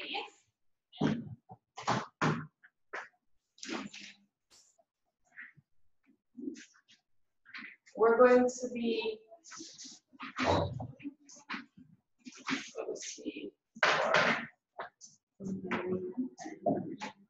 We're going to be looking at factors impacting writing at the secondary level. I'm going to try to do two things: factors impacting on writing at the secondary level, and begin looking at the section that deals with writing in the digital age, so that we're not too far behind because of next week. All right. So I guess you're all going off to lunch now. Yes. All right. So we didn't get an opportunity here to get lunch before, so we're going to do that now. So guys, take care. We're going to finish up the writing and send those off to your partners. So Carrie and somebody or privately what's going on. Okay. Guess what happened? Can you hear us? Yeah. Okay. So pretty much we're going to be ending for the day. We didn't get well, we dismissed for lunch before. lunch was not available, so we came back in and continued working. So the rest of us are going to go off to get lunch. And then I was saying that for the next class, I'll try to cover 2 topics so that we're not at a disadvantage for next week, right? And the last thing I was saying is to remember to, you guys, Lyra, Kira, you would have already exchanged your work with Vernon and would have completed, by Thursday, would have completed your second draft. If you're finished ahead of schedule, you can send them to me and I will try to get them back to you as soon as possible. For the others, they will exchange among themselves. They'll work out who's exchanging with what, who's exchanging with whom, and so that's taken care of. So I'll see you guys again on Thursday. All right, take care. Bye. Bye, take care.